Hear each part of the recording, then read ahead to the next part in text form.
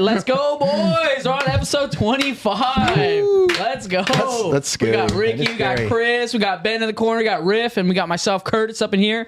And the first topic is going to be kind of nice. What if gaming never existed in your life? What would you be doing? Ricky, the quietest one, the George Harrison of the group. You're talking first this episode. Oh, sweet. Let Ricky break into the podcast. Give me time to think. Yeah. Seriously, if we still weren't doing like the whole gaming thing, I think I'd still be at the swaps, but doing tools because I love tools. You'd be collecting tools. Do you remember I used to get boxes, tools, cameras? I love the hunt. You still do actually collect. Yeah. I admit, I see you pick up tools here and then. Remember last week he was looking at the Ryobi on the edge of the table and he's like, "Oh, how much?" How many times? It was a rigid. So you think you would have been like a mechanic then? Well, my dad's a mechanic, but I think him and like my uncle, my grandpa, they all used to do this. So I love it. Like I just love grabbing like a good deal. Like, do I need that? Heck no. Is it a deal? Yeah. Do you normally like ever like work on your car by yourself? I do my own oil changes, all that kind of good stuff. I have to. One of my favorite things he's picked up at the swap that's unrelated to gaming was the blower. Oh yeah, we use that all the time. Nicole loves that thing. Dude, this guy makes his wife do the yard work. No way. Yeah, he does. We had a long conversation about that. I remember in Arizona. Oh yeah, she's like, "Give me your gardener's number, Aaron." I don't know why I'm doing this. So I was like, "Well, get waxed, Nicole." Do you think that like without gaming, you'd go into like a different line of profession or like passion? I think I'd be more of a movie buff, truth be told. Like, I'll still be doing the swap meet thing, but I love movies. Like, if I didn't do gaming, like back in the day, especially, like if I wasn't playing, I'd be watching movies because I enjoyed it so much. I was that, I don't know. What's your favorite genre of movie? Action. Like I like Mad Max, all that good stuff. Like I like. Do you consider like Marvel movies action movies? They're action, sci-fi. Some like I love some of them, but some of them just like meh. Yeah. Like Captain America, I love Captain America. Oh yeah, I loved it. Yeah, something about America. Heck yeah, same bro. Christopher, what about you? You actually would probably be me and you would probably be impacted the most because we both kind of make a good amount of our income comes from somewhat in the gaming realm. You own a store. I'm trying to think. I'm like, what the heck would I be doing? I mean, in a prior life, I was in real estate. Do you think you would have kept it, or is it something you would have got over? I did like it when I was in real estate. I was in commercial real estate, so I did like that. But I always I wanted to be an entrepreneur. Video games fell into my lap of what it wasn't that I wanted to be an entrepreneur first and then video games fit well with that. So I think I would have found something else entrepreneurial to do. But I'm also thinking back to like when we were kids, like what would we have done when we were kids without games? Yeah. Do you still have your real estate headshot? I do. I would love to see that, I have a suit and tie on. I have short hair. Ooh. Oh, is that the one that's on Facebook? It might be. It might be on Facebook. Can you send that to me? On Facebook. Can you send that to me so I can like insert it during the podcast? I'm young. I'm probably like 25. I mean, you're still young, man. It's like Curtis's age now. I can't even imagine you. Like, here's, I guess, my question. I can't imagine you looking like that. For the audio listeners, he's very, Marvel shirt, joggers, Air Force Ones, a Bonk's Adventure, long, scruffy. Chiseled. Throw that in there for him. Curtis likes to throw that in. Are you the kind of person that even nowadays the way you look now is such a part of your life? Like when you go to like fancy events, do you get way dressed up, or are you more like me where like I can't wear a suit? Like I wear like green pants and like kind of a button up that's like floral and weird. This is my attire like day in, day out. Yes. So, and that took me a long time to get to this stage. It's a funny story. When I got out of real estate and I was transitioning into owning video game stores, I came from a very corporate world, and I used to do the funniest thing. I was so trained on being in corporate world that even after I'd opened my store, like I remember going to meet the landlord the first time to sign the lease for my first store location. This is 2011. I went in suit and tie because that's just the way I did business. Now when I go meet with my landlords, I look like this. And I'm like, too bad, this is what I look like. You want to do business with me? But I also used to sit at home and I would wake up in the morning. Again, I owned the stores at this time, and I would put on a suit and tie to get into like the mind frame to go work. Yeah. If that makes sense. No, I get that. There's many people that still believe that, not saying it's right or wrong, who believe like the way you dress will dictate your success for the day. Yeah. And it took me years to get out of that. Like I was so trained to suit, tie. I don't think I would put on a tie to sit at home, but I literally would put on dress pants and like a dress shirt. Wow. Just to like feel like, okay, I'm at work. I'm at work. Interesting. Yeah. And it's taken me, now I've owned the stores for like 13, 14 years. So it took I call it a metamorphosis, like metamorphosing, like transitioning into A butterfly. kind of like a butterfly. I was going to say just transitioning in general, but basically becoming a video game star. Wow. It took me years to like fully embrace it. Certain parts that I stick with. I've talked about it before on the podcast, but I keep on my shoes until I stop working, and that for me is normally typically 11:30 midnight or so, and I just sit there with my shoes on. Even if I'm wearing shorts or no shirt, I always have a pair of shoes on, because that's when I get lazy, is when I take off my shoes. I work with shoes on too. Okay. Even in the house. In the house, me too. Okay. I'm similar to that. Like when the day is over, I sit down, kick off shoes, then I can relax. Yeah, it's like already middle of the night. Like 11:30. Just in time to put it back on in a few hours. I know. I guess, like a half an hour. Yeah. I guess before you guys kind of got into like your careers, did you ever feel like you were glued to something before gaming, like that you want to do? Totally. I mean, Ricky and I surfing the beach, that was very huge for us. That's, I'd say, something Ricky and I mean, we could argue that we bonded over that before gaming. Not much longer, because once we started hanging, we quickly realized we like gaming as well. Like farts and games. Totally. But surfing is something that kind of brought us together. That's what I was on the surf team for 4 years. Ricky was on the team. We were going to travel. We were literally had trips planned. Yeah, tons of trips. Do you guys still go surf? No. When was the last time you surfed? 6 months ago. Oh, okay. Yeah. So once in a while, we'll still go down there. Ricky and I used to escape to, it was a different time back then. It was a different time. His parents would be staying at Ricky's house in high school, and we wouldn't think to tell a soul. We'd just wake up at 3 in the morning, go disappear to Mexico, and go surf in the pitch black, foggiest fog you've ever seen. Nobody around. K38. Just pooping on the side of the road at K38. And I remember, Ricky, we drove home one day, and I remember we were so tired. But it was, have you ever been so tired you're like, I feel like I'm like possessed. Like I can't open my eyes, because if I close them for a second, I'm out. And I remember Ricky and I driving home from Mexico in the middle of the day, and both of us were so zonked. And I was like, I'm going to stay awake for my friend. And I literally remember Van Halen, we were turning it up as loud as we could to not fall asleep. And I look over at Ricky and I'm like, I don't think I can make it. And I'm just like, and I'm literally blinking in and out of sleep, and I see Ricky doing the same thing, driving 70 It's so dangerous. on the freeway. This was high school, horrible idea. Driving 70 miles per hour. I know. You have to pull over. I know. It's the only solution. I know. Coffee doesn't work. Window down doesn't work. Music doesn't work. We absolutely, positively, every kid out there listening, adult, pull over, take a snoozer. But it was, we were dumb high school kids, and I remember that vividly, because I always think of my kids driving. That's the first thing I think of, like, man, I hope they don't ever do something like that. Because, dude, we could have been. Oh, dude, easily. Once we hit like out the freeway, I was like, yeah, we were like so close, like just like we're almost. And I was like, I literally, Ricky, I'm trying. Ricky, I promise you, I'll stay. We passed out for till the next day. And we got home at like 3. I've had that experience where I've actually fell asleep on the freeway while driving. Oh yeah, from work. Yeah, and I was working probably about an hour and a half away from where I was currently living, which is like Huntington Beach. I was going to Agoura Hills, but in that job, I worked about an 8-hour to 9-hour day. And as soon as it hit 2:30 to 3:30, I looked at the traffic, and all the major freeways were stacked, red, and it said 4.5 hours to get back home. Brutal. And I'm already on like a 9-hour day, and then I had to wake up at probably 4:30, 5:30 to get there on that time. And so I already knew I was going to be tired. So I tried to push it to get home, and I fell asleep over off of Cherry and Orange Ave. Oh yeah, right there. That's right where. And I dozed off for about 10 seconds, going 60. That's all you need sometimes. 10 I've seconds. had that happen. I pulled into like Walmart parking lots, fell asleep for like a half an hour, and your mind just mentally resets. And it's not only like a disappointment in myself because I tried to push it. It was more of like I put somebody else's life in danger as well. That's the worst part. Yeah, that is the worst part. Not only am I trying to just like, all right, I'm just trying to survive, work, get through it. Yeah.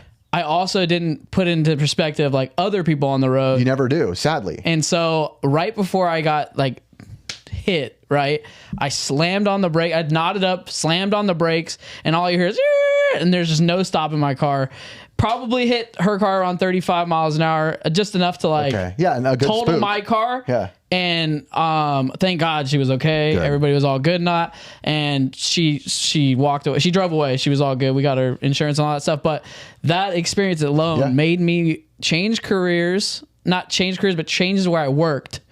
And just pursue something closer to home. Like I was like, I'm never driving on the freeway again. Our buddy Andy was driving a classic Mustang, fell asleep on a freeway, and you know where like the center divider has like kind of a little arch to it before you hit it. He hit it on like a turn while sleeping, and his vintage Mustang did a kickflip and landed it.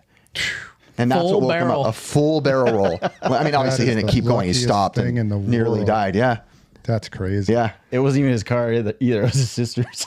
Like a nice Mustang too. Yeah. As soon as I knew that, like that was like one of the perspectives that I had, I was like, there's just no way I'm ever doing that again.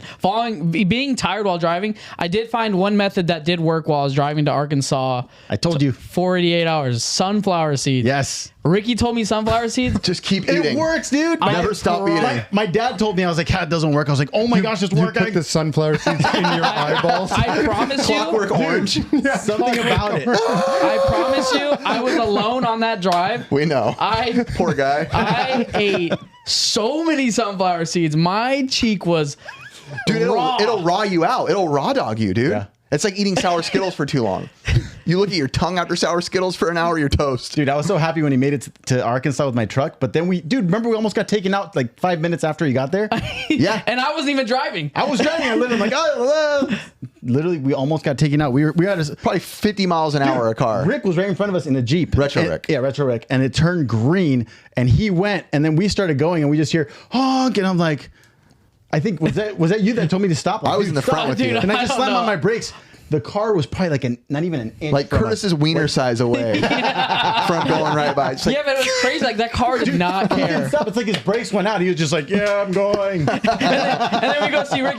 He's all happy. He's like, hey, yeah, you guys made it. Truth be told, that was the situation where the guy was going so fast and honking. So fast. Maybe his brakes were out. Yeah. Maybe he was like, I can't stop. And, so I don't know. I never answered the question. Yeah. What would you have done? I mean, I can answer for myself, but how about you? I'll go quick. If gaming never existed, I know I'd be doing something within the YouTube realm as well. I've always had it in me to like want to entertain in some way because even before YouTube or video gaming stuff, I was always, playing music at shows, everything that I did, I always wanted to entertain in some way. I learned that by looking at old videos of myself as a kid, just being stupid on camera. That's what I like to do. I can't say what it would be about. It could have been about surfing. It could have been about collecting. Riffy Pie. Do you think you would have PewDiePie's alternate channel? Do you think at the time of like where skateboarding was, do you think you would have took that a little bit more seriously? I think I would have took skateboarding if I did it to a more comedic level because I was good, but I was never good enough to stick out as far as like being a pro. Yes, I was great. I could do all the best, known normal tricks, but I was never good enough to do anything with that as far as being a pro. So I think I might have taken it to like a YouTube entertainment. There's a channel I watch. His name's Bubby Toad, a good friend of ours, and he has a like a shorts channel. He does other stuff too, but a YouTube channel, and it's just pure skateboarding comedy. But it's just so funny, all extreme, and that's the kind of stuff I like. So it'd probably be something like that. Yeah, and like obviously you're in the career that you are in now. Do you think that you would always want to still have something outside of that, as like being your own boss? Yeah, I mean, as far as like my day job, it's a great job. I won't, it pays very well. It's a very good job, but I still can't even let it go, even though my, editing, everything revolving on video games, there's Whatnot, there's the convention, there's YouTube sponsors, all that is more money than making my day job, but I still keep the day job because there's something about me that still likes that piece of like, I know security. there's security, but I still, no matter what, I feel like I'm always, well, here's a good example. Since I was a kid, once I got a job, I've never not worked multiple jobs ever in my life. Since the day I got a job, I started working multiple jobs. So it's just in me. Cutting that cord, like that when I was talking about the metamorphosis thing, it is a very scary thing. Yeah. When that security, that paycheck is gone, it is. Now I could never imagine going back to that, to be honest. Once you're done it long enough, you're like, I could never go back to working a job. Yeah. Couldn't have anybody tell me what to do. That's what it comes down to. I just wouldn't deal well with it. I'm luckily in a place, my wife's very aware of this. Like the people that I have that are my boss or tell me what to do, they're all very aware of what I do in my regular world with YouTube and everything. And they're very not tell you what to do. there's the work. I know you're going to get it done. Nice. But also you operate at the expectation of like, you're not only representing your brand, but you're representing their brand. Totally. Right. And you treat that with the utmost respect. Totally. I get everything done, do it right. Then that translates to why you can do that. Right. Yes. Now, if you were just like, F this, F that, right. And then you had that as your, concept behind it, I don't think they would be as too user friendly with you. Yeah, no, I know. Is Blake a good employee? He's a great employee. Oh, I love that. I could see in your eyes that you truly meant that. I like that. Yeah. And the reason he's a good employee, though, is because I don't have to tell him what to do all the time. There you go. And that's some of the best employees. A great employee. And that's probably why you guys all work and, maybe you're great employees. Maybe for you, too, because you have like an entrepreneurial mindset when you're at your job. Yes. Sometimes that's the best thing. And I've always said that there's two types of employees. There's the type that don't do anything when nobody's around and just stand around, and then expect expect the world from you. Yeah, and they're like, I'll look at my camera sometime. I'm not going to call out any of my employees. Yeah, get them, bro. Don't talk about. I was literally in his backstory. And he's like, I was watching you. Yeah, and they'll, it's usually with newer employees. So just like they're like, I don't know what to do, so I'm just going to stand here. And I always say, I'm like, there's a million things to do, and if there isn't, I don't know. You find something to do. Something you think, I don't know. Go clean something. Yeah, like, or take on something that you might want to take in a different direction. Right? So I can only make a list of so many things to do. And this is for like all jobs. But the second type of people is the type of people that just feel like, okay, I understand what's going on at this organization or job or wherever you work. I want to be a part of that, and I can contribute in a million different ways, Yeah. I like the second type of people the best. And Blake is one of those. Blake will That's awesome. I don't have to tell him to do anything. He just knows there's stuff to do and he'll do it. I think as long as like I had like a structure to do something, that's why I like my day job, is because it gives me structure to have a purpose to do something. If I was fight or flight, like if I had to like do something and be my own boss, I could figure it out. Like I've always been like, I'm a big procrastinator. I think it's just more like the ADD side of me. It's like, but as soon as I get focused, I'll do 10 things at once and it'll be all done in the day. Right. But if I don't have that structure, it's a little tougher for me, but I also don't need medication to say like you need to focus. Like I don't need Adderall and all that stuff. Yeah. But if I wasn't doing anything related to gaming, which I mean, I would pretty much went into sports in some facet. I would have probably done like some type of sports training in baseball or soccer or something like wrestling. that. I would have probably been healthier, right? Well, because you played baseball in college, didn't you? Yeah, I played baseball in college. I should have took a little bit. Catcher in third. I think just like mom. Dang it! I had to walk him into that one. I thought that one coming from 10 minutes ago. You're not a pitcher, you're a catcher. Yeah, I was a catcher, right? Cool. It's good information. Sons of a gun. We love you. I think I would just pursue that a little bit more seriously than I can tell you're athletic, even though you say your size, but it's like you're still an athletic guy. I can hand-eye coordination translates to everything. Because Curtis and I have golfed before, and he's like a pretty natural golfer too. Oh, nice. Yeah. Are you flexible? Huh? Yeah, pretty flexible. Okay. Yeah. Like my knees and everything are pretty good. Like that doesn't sound right either. My hips are worse for wear. I'm just kidding. You've been warned. But I think that like just because just being in like college athletes, that determination and all that stuff, I would have probably just translated into that. That's awesome. I did want to do more like engineering side of things, but I ended up going to like what my dad does, which is land surveying. But it's crazy, and the weirdest thing to think about in all this, only Ricky and I would know each other in this room. Oh, that is. Isn't that like almost sad to think, or weird to think that like if I didn't decide to say, Ricky, we're filming it and putting it on YouTube. That was a long time ago. We may never, if my brother didn't introduce me to Ricky way back then, we probably would have never known each other. It's just such a weird thing to unravel pieces. Yeah. And to be like, whoa, none of my life would be completely different. I don't know, because I didn't always go to the swap meet for games either, right? So like, I mean, I like Ricky. He said he picked up tools and. But you said hi to us because you knew the channel. Yeah, because I just came across you might not have. Yeah, but I feel like we would have crossed paths eventually. Like we would have seen each other. That's wishful thinking, Curtis. But I like it. Maybe it was meant to be, is what you're saying. Right. And I like every consequence in a multiverse somewhere. Like I became a mechanic, you were a mechanic, and something like that. Curtis, nice. Curtis, a total opposite fitness trainer. Our own churro stand. Ricky's running the churro stand in the swap meet. That's how we meet him. Yeah, let's go. No, what if we all just became Dusty but never found games? Dusty would be a fun life to live. dude, Yeah, I might have eccentric. gone into that. A professional waxer. It was Yeah, but that storage unit hunting is pretty fun. What he does. Yeah. I do.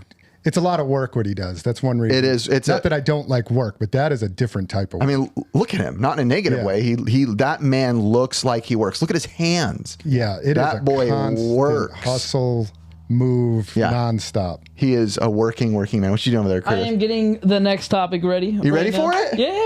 We going into it? Yeah. What is it? It is going to be ranking sodas. Oh, let's go. shoot. Okay, so last Sodas. time, the underdog of all of our episodes is people really love the ranking condiments.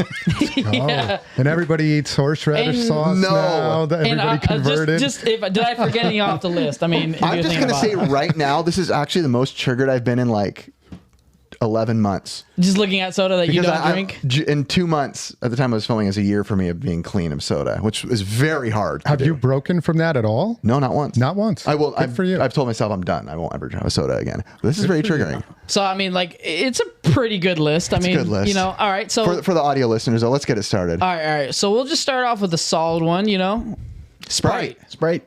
Ricky, Sprite. I like it, but I don't want it every day, so I'm gonna say this one's a D for me. D. Yeah. Christoph. I have never been a huge Sprite fan.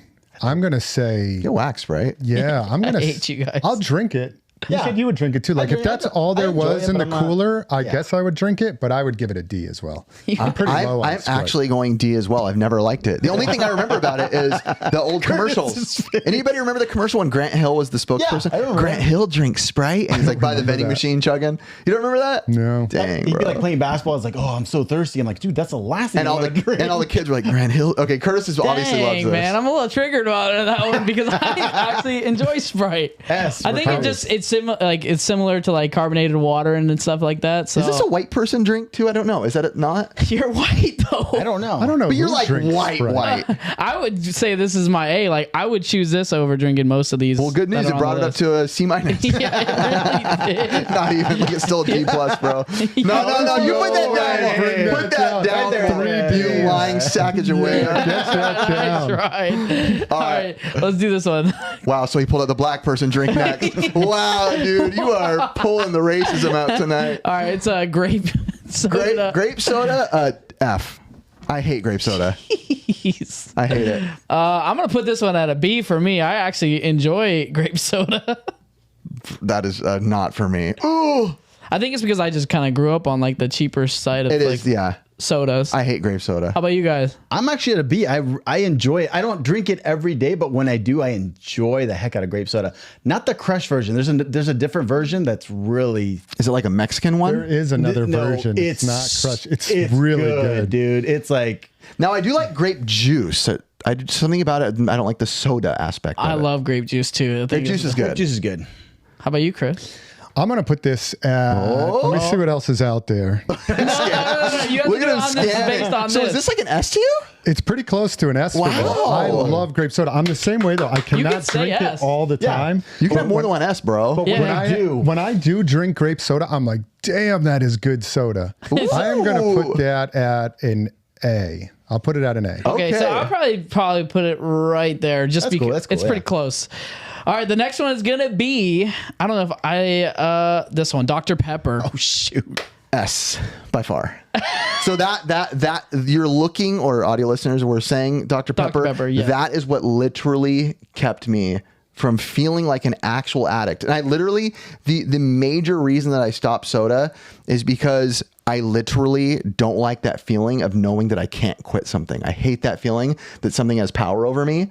And I tried 1,000 times, like an actual addict, like I can't quit. I'd wake up, have real motivational speeches to myself in the mirror. Like, I'm going to do it. This is it. And then go to lunch and they'd be like, you want a soda? I'm like, yeah, I can't not do it. Would you keep it in the house? No, never. Yeah, so it's not in the house. It was only you would drink it when you were out But I had it every day. every day. Every day. So Yeah, I have zero soda in the house. I only have it when I go and eat out. Yeah. Okay. same. Well, what's your rating? My ranking is I like it at A. I think it's solid A. I think I really enjoy it. First soda ever. What do you mean first soda It ever? is. First soda Isn't it ever. That you've ever tried? No, it's the first soda ever. What year? 1900 something? I'll look it up while you guys rank. It was the 1900 first soda. I'm going to guess 1904. Maybe earlier than that, because I think Coke was out in the 1800s. Am I totally off? Yeah, on that? Coca-Cola had cocaine in it at one point too. I think it was the late 1800s, I think. But, I'm going to go S tier on Dr. Pepper. I love Dr. Pepper. It is my favorite soda. There's some close other ones, but if I have a choice between anything, Dr. Pepper is my favorite. Wow. By far. Yes. Yeah. Absolutely love I it. like that mixed with cherry. That's my one big fan. By the way, Dr. Pepper is the oldest major soft drink in America, originally made in Morrison's Old Corner Drugstore in Waco, Texas, and it came out in 1885. It was things in Waco. 1800s. So, because I think Coke was 1890s, maybe? Yeah, I think it was almost like right after. Right it. after. Yeah, like Because it's the same company. true. Is Is it? it? I think they're. I think I don't know. I just agree. I agree now about they looking are. at I don't know if they were back then, but I know Coke owns Dr. We Pepper. just Ricky, what's your ranking? automatically said, what? Dude, S. I'll never quit Dr. Pepper. Ricky, live on the legacy, man. I'm doing it for Riff. I'm like, I'll look at Riff. I was like, do you want a soda? I'll drink it for you. You guys actually think I'm joking, but I almost like wonder if this is what it feels like to be like an addict. Like I'm genuinely starting to feel like, Are you salivating? like I'm starting to like feel like uncomfortable, like how bad I want a drink right now. That's weird. That's an addict. It's because it's a little warm. It is a little warm, yeah. But when you can probably like taste it in your mouth. Stop it! Salivate. I'm going to have one. Just leave. All right, what's next? Let's do the Ricky drink. Ooh, why'd you call it the Ricky drink? Is that the brown person's drink? Yeah. Dang, racist central over here. Yeah, but I mean, I'm just that gonna start it off. Guaritos. S. I love Cactus Cooler. It's so good. Not every day though. Christoph? I think I've only had it like once. Okay. It's like a West Coast drink. How long has it been around for? 1884. I think I only drank it when I moved out here to California, and I have had it. I barely even remember it. I remember it was good. So I'll just pass on it. I don't want to knock it. Oh, okay. I'm going to go. Let me look at the rest. This is my other S. I'm with Ricky. It's one of my favorite drinks there is. So good. This one's like kind of similar to Guaritos to me as Ooh, well. I heard that. Huh? Guaritos. I heard that. Guaritos. Dude, I like Guaritos. But if I'm gonna, because I kind of when I was pretty much doing a generalization. It's like Coke and Pepsi. Like people say they taste the difference. I've seen multiple taste tests. There's no difference. So I just pretty much generalize most of these sodas. I'm gonna say it's an dude. Just give B, an answer. B. I gotta keep it. Yeah, because I gotta keep Dr Pepper where it's at. So it's still yeah. an A. Good call, Curtis. Gotta keep Dr Drag it Pepper down. where we're at, home. Dr. Pepper can't go down. Root beer. Okay, someone answer this first. How come when I was drinking soda back in the day, why when you say at a restaurant, I'm talking to all you waiters and waitresses, when I say, can I get a Dr. Pepper? And they go, we don't have any, but we have root beer. They don't taste remotely the same. Not even close. Why Nothing, is that dude. the go-to answer? You hear everywhere. Yeah. This that's is true. my F. I'm gonna be honest. My F. F for root beer. Yeah. Get waxed, Root. For effing disgusting. I am at a C. It's mid to me. Don't hate it. Don't love it. Right there. I'll drink it if I had to. Well, I would have drank it if I had to. I do love me some root beer. Okay. I do. Well, It how just much? depends which one. There's a lot of different ones. A&W is pretty good. A&W's a little more smooth. Barks is more crispy. And I even I would put like cream sodas and all that in there. You because would. Ooh, I cream do like, soda. I I almost love like cream cream soda. soda better than root beer. We know. I'm gonna give this an A. I do love some root beer. Dude, you messed up my math. I don't know how to do this. Just bring it That's up too. It's like a C. B or C now. Ricky, you're in charge. Does that stay mid or does it Ricky, go up? Bring it up. It's got to Bring it go. down. It's got to go above. Heck yeah. Sprite for sure. Yeah, bring it up. So Ricky just likes to spike me. So here's the thing about root beer and me. I like root beer only in one occasion. Pizza. That's the only time really? I'll drink it. Yeah, but you could have Sprite in any occasion. know what I will But say? Sprite, I can't. It doesn't go good with pizza. You know what else is Never good? had McDonald's Sprite. Root beer float. I was gonna say root beer Root beer floats. float is. That's an A, bro, right Root there. Pretty great. floats I'll take a are Coke float unreal. all day. Oh, really? A Coke Yeah. float? Yeah. Sorry, Curtis. You have to bring it up. Quit distracting. What do you want? What do you want? What do you want? So it goes up to like a B. Yeah, it goes up to a solid B. Okay. Garbage. Right about grape. I'm okay with that. Garbage. Surge. I'll jump in. I loved it when I was a kid. I don't like it at all now. D. I liked it when I was a kid. So D for me. It's I never drank it that much, but it's just like Mountain Dew, pretty much. That's right? what I remember. I was like, dude, it's just like. I'm not a huge Mountain Dew fan. I'll just say it now. So I'm gonna bring this one down too. It is probably an E for me. Whack. Pretty low. I'm not even gonna answer this because I never had it. So, Okay. Curtis just says splurge. what'd you have? What did I say? C or C? I think I said C. No, did I say D? I don't know. I think you said D. Said D. I said E. Let's bring it down to another D. E. Okay, leave it there. We're gonna get hatred from all the nostalgia. I know, because some You know, it people has a love cult Surge. following. People It love does. Retro Rick, he loves it. Really? It's a cult following, I'm telling you. All right, so we're going to go on to our next one. It's going to be Canada Dry Ginger Ale. I'll jump in and give this a solid F. It's garbage. I thought you were gonna say S, and I was like, you were going to say that too. I was like, yo. I don't even know. Like, this to me is an old man drink. I remember my like. it is though. It is, and it's good for mixing stuff. Chris, my dad listens and he really likes you. He actually was talking about you last night and he loves this. Does he really? Yeah. I remember my like great uncles at family parties back in the Great day. uncles. Wow. Yeah, great uncles. Like, they're all past now. But They when I drank was this a in the little kid- war. When you're not feeling good, like warm ginger ale, that's the go-to. Warm ginger. Yeah, when you got like the ale. flu. Okay, Ben, I was like pointing at you because I agreed with you until you said warm. Well, that's just the way I guess my parents gave it. I think I remember my parents giving me ginger ale. And if you have an upset stomach, it does work pretty No, good. it's Sprite, and you squeeze lime in it and drink it. It'll literally clear. So your everyone stomach. has their own way. Mine was ginger ale and crackers when I was a Yeah. kid. Yeah. Saltines. And it did work in that regards, but I don't understand it. But mixed with like alcohol, it's pretty good. Like a ginger ale and something. So it's I not will even drink a- it with that. But yeah. by itself, I don't get it. I go D on it.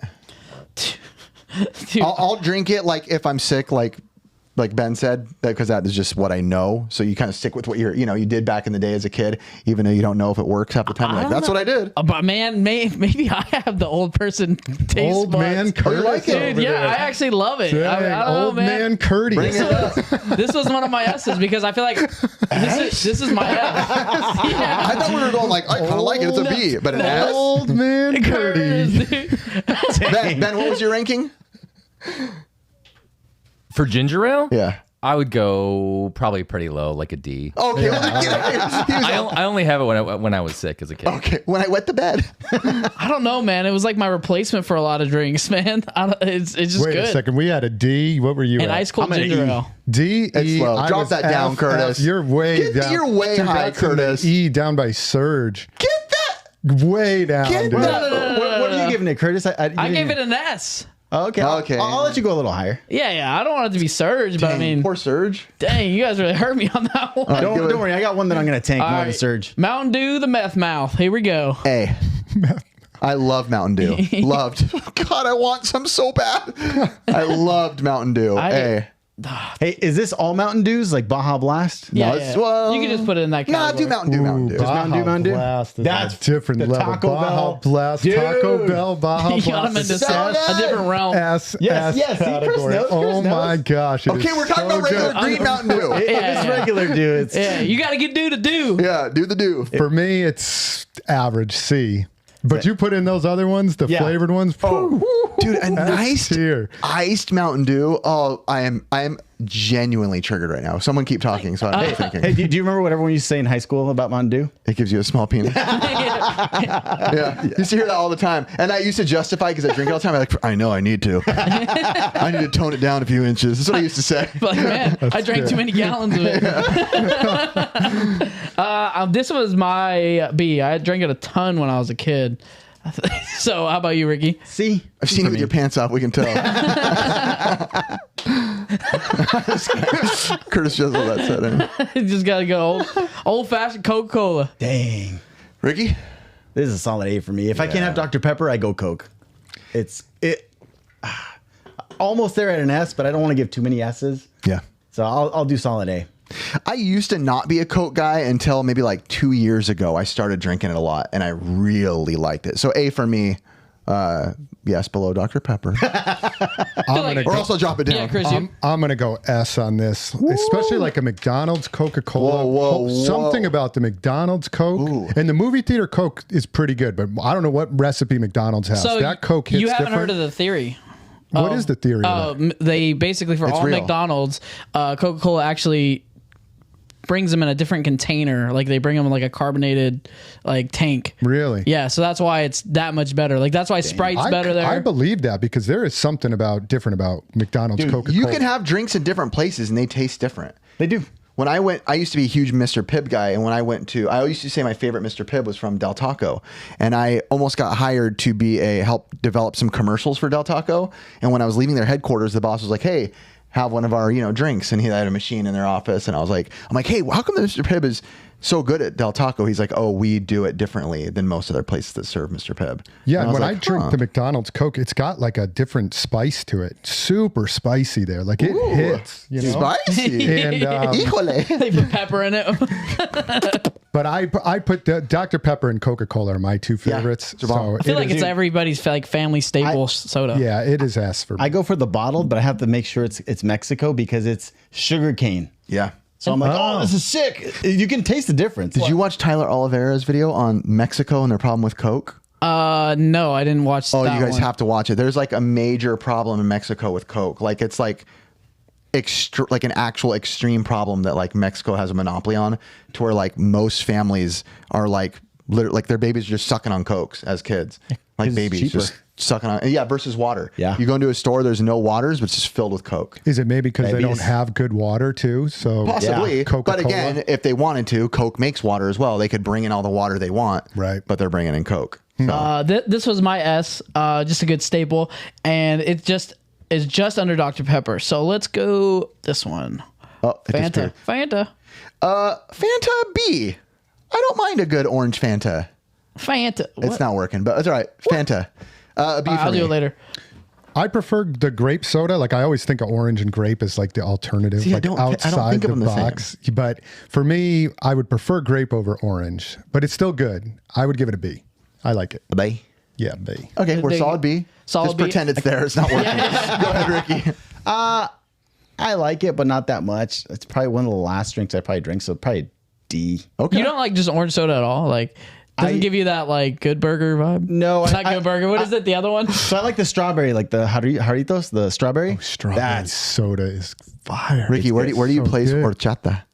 oh shoot, That's your S, bro. That's Don't like lie. a super ass. I- Oh, super Saiyan. you- Let's go. No, you know what? Horchata is the Why? best. You have the same soda to every I love horchata. Horchata. No, It's a Keenan and silent H. Kel.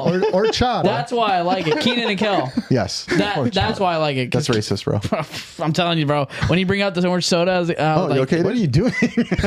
Just doing what Mama showed me. We're gonna have to blur that just because. Nah, leave it. But yeah, I would say that's my A. So I mean, it fits right in between little squeezers. Like a B-ish. yeah. Okay. All right. I feel like Diet Coke. Wait, what happened? Let's do it. What happened to orange soda? Solid. it doesn't work. Solid Diet Coke. Solid below F. My mom drinks this religiously. They don't remotely taste the same as regular Coke. I don't know if this is true, but I've heard a bazillion times that it's worse than regular Coke. It's horrible. I've heard that it's worse for you than drinking yeah. regular Coke. Because you're literally using chemicals to make a sugar taste. It's like you're not having sugar; you're actually having like all these chemicals. Yeah, diet soda, it's really bad for you. It like your body just doesn't know what to do with all those artificial ingredients. So it's just like It's almost like energy drinks, like Celsius, Monsters. Stuff like I that. don't know about Celsius. Celsius is supposed to be Dude, better. Celsius is actually That's pretty bad for crazy, you too. dude. Yeah, I'm watching the whole thing. Curtis Celsius got me sponsor stuck us. on Celsius. darn Celsius it. sponsor. So what is it? Aspartame? Just ask. Aspartame? I think it might be. It's one of those like sugar alternatives. Ours is the reason why these energy is the Tara and whatever it is. That. Nothing beats goat fuel. Where's our the Coke? One of the can. Wait, no, he never paid us. Did you give it an F? Yeah, this is a solid F. Like if I could go below This F, is I would- extra F. This Yeah, is I'm F as well, but I do have to say Coke Zero. Or have you guys tried Coke haven't Zero tried at it. all? So they're pushing Coke Zero pretty heavy right now. To me, and I read about the history of this, like Diet Coke and Coca-Cola. Like they tried back, and I think this came out in like the 70s or 80s maybe. Okay. And they tried to replicate the original Coca-Cola recipe, and they failed. They couldn't get it right. Yeah. Coke Zero, which actually just came out, I think like 3 years ago now, they redid the recipe. It's basically Diet Coke, but it tastes much more like the original Coke. Like Coke. I actually love it. I drink Coke Zero all the time, and I'll mix them. I'll cut like my Coke Zero at the movie theater, Coke Zero with like a little bit of Coca-Cola. My son hates it though. He can't stand I'm it. the kind of guy where I'm like all in or all out. So like I've only had literally like water as my fluid for the past whatever, almost a year. But if I'm gonna have soda, I'm just gonna have soda. Like I'm not gonna have a diet or less than. I'm like, dude, I know this is bad. It's like when I go get a shake. I'm not like, let me get a small. I'm like, bro, give me an XL. well go out. Like I know I'm eating bad. I go to the movie theaters a lot. Like sometimes every week I'm at the movie theaters, if not twice. And I I go to the movies. Must be nice, a lot. bro. I go all the time. And so if I'm sucking down like a big Coke, sucking it down, like that's a lot of calories. So I will do this like cutting of the Coke with the Coke Zero. But not Diet Coke. Diet Coke is horrible. Yeah. How do you like it if you go to like a restaurant and they give you Coke, they tell you it's Coke and it's Diet Coke? Oh, you can tell I immediately. hate it. Oh, it's horrible. You know within a second. You it's like undrinkable. Smell it. And You know, Gabbo loves it. And moms sure seem he to love it. does. My mom Dude. And look still at Gabbo. drinks Diet Coke. my mom drinks it My religiously. mom still, for 30 plus years, she has religiously drank Diet Coke. I think every teacher that loves I've it. ever had like Diet Coke on their desk, dude. I don't get it. I think your body just gets used to it, and you're just like start craving it. That's That's anything. I get that. All right, last one. It's gonna be 7-Up. make 7 up yours. D. I don't care about it's it. It's kind of. I love the branding. I love Yeah. cool spot and all that. Yeah. Branding's always been great. Never a drink I cared about. It's like Yeah, that like one's a a- bootleg Sprite. I give it an E. Wish Sprite. Timu Sprite. Let's get it above Sprite. Just I kidding, give it Curtis. an E. You can't. Yeah, this is definitely an E, dude. No, it's trash. This is my S. No, I'm just kidding, Curtis. And this is my ass. That was my ass, and you guys just crapped on it. No, this is no E. Pepsi on this list, huh? He thinks they taste the same. This don't. man's a liar. No guarantee- way. They don't. I guarantee you, if you guys did a blind taste test, which I would love to film, No way, you I could guys would tell. not figure it out. Well, I could tell you right now, no matter what, I'd be able to tell they're two different drinks. They taste completely different. You wouldn't know which one's which, though. You would think. Oh yeah, you know Maybe. what? I grew up Pepsi, and I could. I Definitely. would. All right, guys, we're gonna test this out. But anyway, I can't.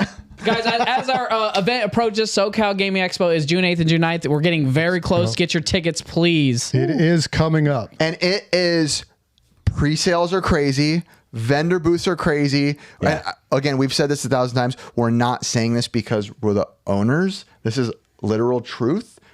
He has ran expos for 9 years.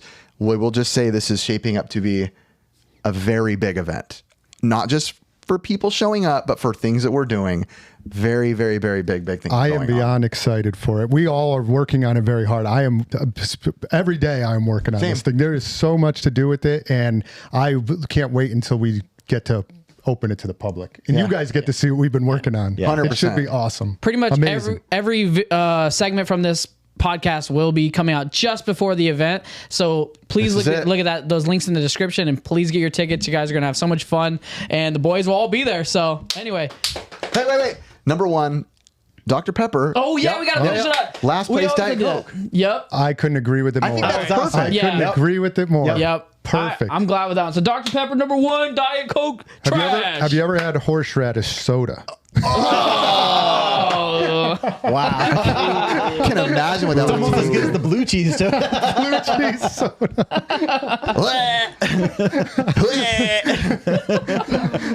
What's that we're doing, Curtis? What are we doing, Curtis? Let me lap it real quick. All right, Curtis we're is gonna go going. into our third topic. Uh-oh. All right, this one's gonna be a crazy one as we get through it. Okay.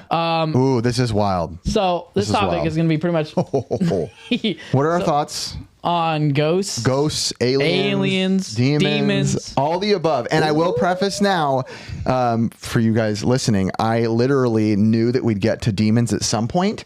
So I actually contacted one of my friends who was actually one of the most, in my opinion, one of the most reliable current pastors. A very, very biblical, not changing the Bible to make people feel good or make people feel a certain way. He's very, this is what the Bible says, this is what reality is. So I'm like, hey, can you give me some info like biblically about like demons? And that's not even, I didn't even listen to his full message yet because I don't want to be like biased of whatever we hear him say. But I just wanted to be like, hey, I also want, if we're going to talk demons and spiritual realm, maybe some biblical perspective on it. and it'd be too, as nice well. because we're gonna have pretty much a live reaction. None of us have heard it yet, so Yeah.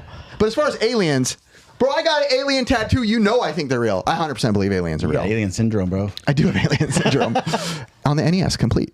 I feel like in some form aliens have to exist or something like an artificial life form outside of this. Question is, I always used to think they come from like above, but now I'm starting to think more like they come from the ocean. I don't know why. War of the Worlds. Yeah, Ocean. It's like it's almost more believable now that they're. I mean, to me. Ricky, maybe put that mic a little more in front of your mouth. Sorry. There you go. It's just I've been watching too many documentaries. I love this kind of stuff. It freaks me out, and I love it. It's just I love how deep in thought Chris is. You right are now, very deep in thought right now. Thinking about it. I watch a ton of alien documentaries too, and I cannot like dispute some of these stories that are out there. Dude. Like I was watching one the other day, and it was about like these two fishermen.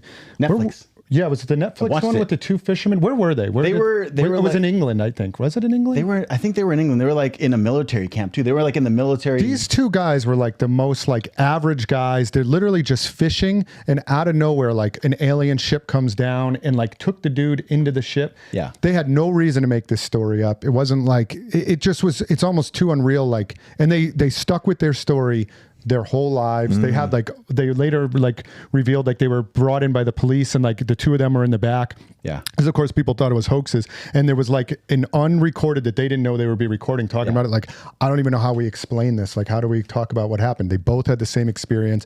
Alien came down, had like whatever weird head, took them, grabbed them, brought them on the ship. Yeah. And to me, it's unexplainable. Like, I don't know how you explain that away. Like, these guys both had this experience. And other people saw it too. Other people saw the lights. They're like, oh, we saw that too. What is that? And so there's multiple of these that I am like, okay, I can't not dispute this stuff. So I do believe that something must exist. What about on that same one, the dude that said he got abducted? But they later on when he was older, they found like a chip inside him, but there's no slash. You know, like when you go in surgery, like if they put something on you, there's a slash or a little scar.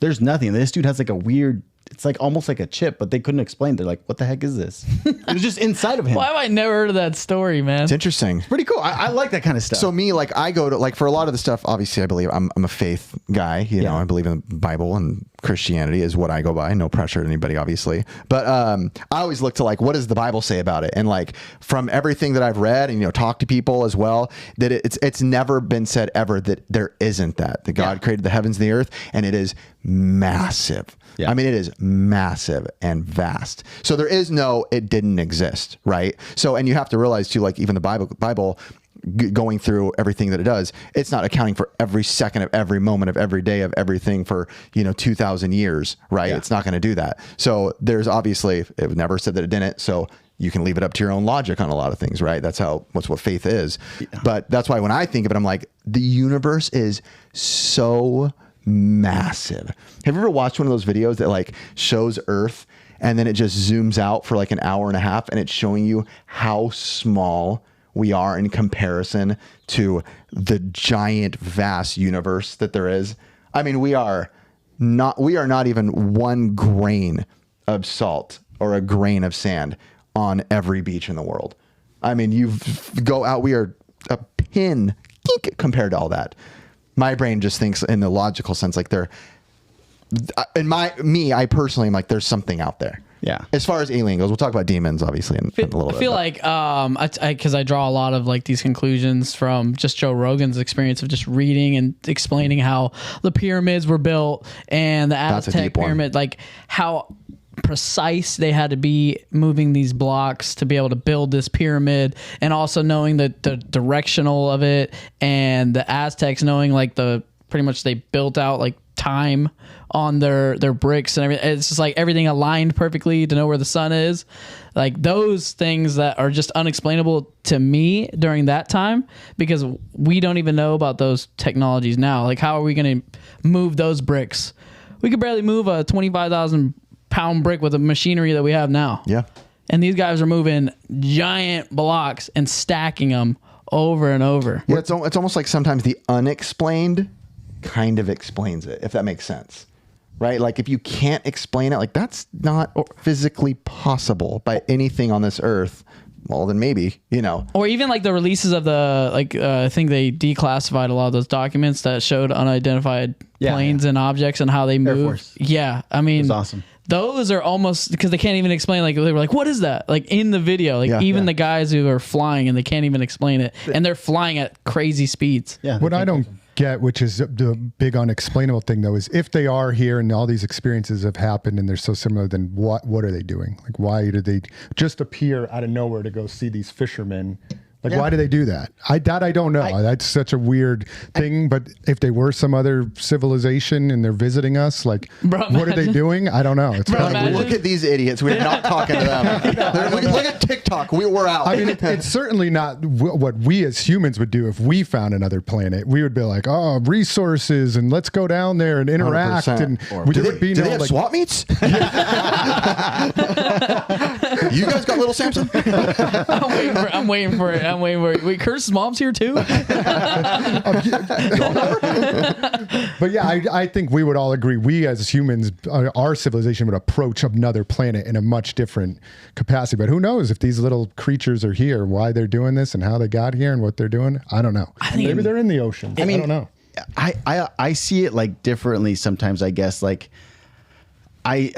here's the thing, when you like biblically, like when you read the Bible, there's like all these levels of like weird demons. Oh yeah. It's almost like if you read the Bible, it says they can take different shapes. Any so form. What makes you think like that could just be them like messing with us? Any form. Yeah, form. Mark Zuckerberg for sure. It's crazy how many different kinds of things there are. Well, what I try to tell people too is a lot of times people are like, oh, you're a Christian, or say any religion, right? Yeah. Or you believe in creation, or you believe in evolution, whatever it is.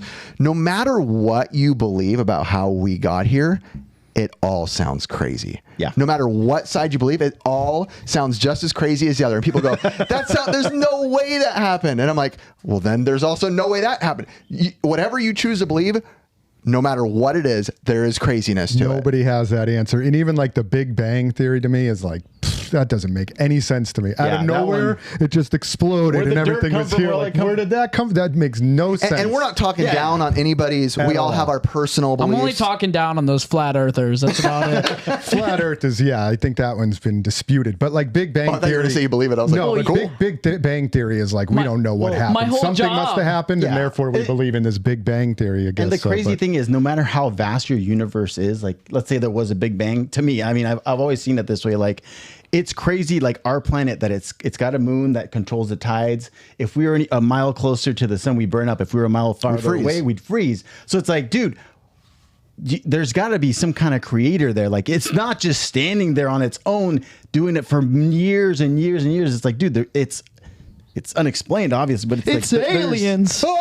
Whatever you believe. Again, we don't want anyone to feel. That's And just when I say that's aliens, how I see it, guys. I'm it's sorry. just something that I couldn't explain, right? Yeah. Like that's how I look at aliens. It's like these things that on Earth that have pretty much the laws of physics and all these other things that are broken to our belief, right? I look at it as like alien activity almost. Yeah. It's like, why does that happen? Yeah. This is where my Matrix theory comes into play. Let's though. go. Yeah, Go But for it's it. all just Ones and computer zeros? generated, and those little aliens, maybe they're on the outside of this whole thing, and they just pop into our little simulation every once in a while. But that's They still glitch in. Oh, shoot, we're not supposed to be here. But then We they're are the still Truman Show? They're still existing, but that would mean that they're still existing in some other world or galaxy or something that's Yeah. unexplainable. But Yeah. that would explain how they just pop up and they're out so quick. It's They're kinda- like, oh, we got to do maintenance. Get in there. Yeah. Do this real quick, and then bloop, we're Yeah. out. I mean, as gnarly as it sounds, I mean, there's so many things that could like lead to outside activity, and we just haven't reached it because we're not capable of it yet.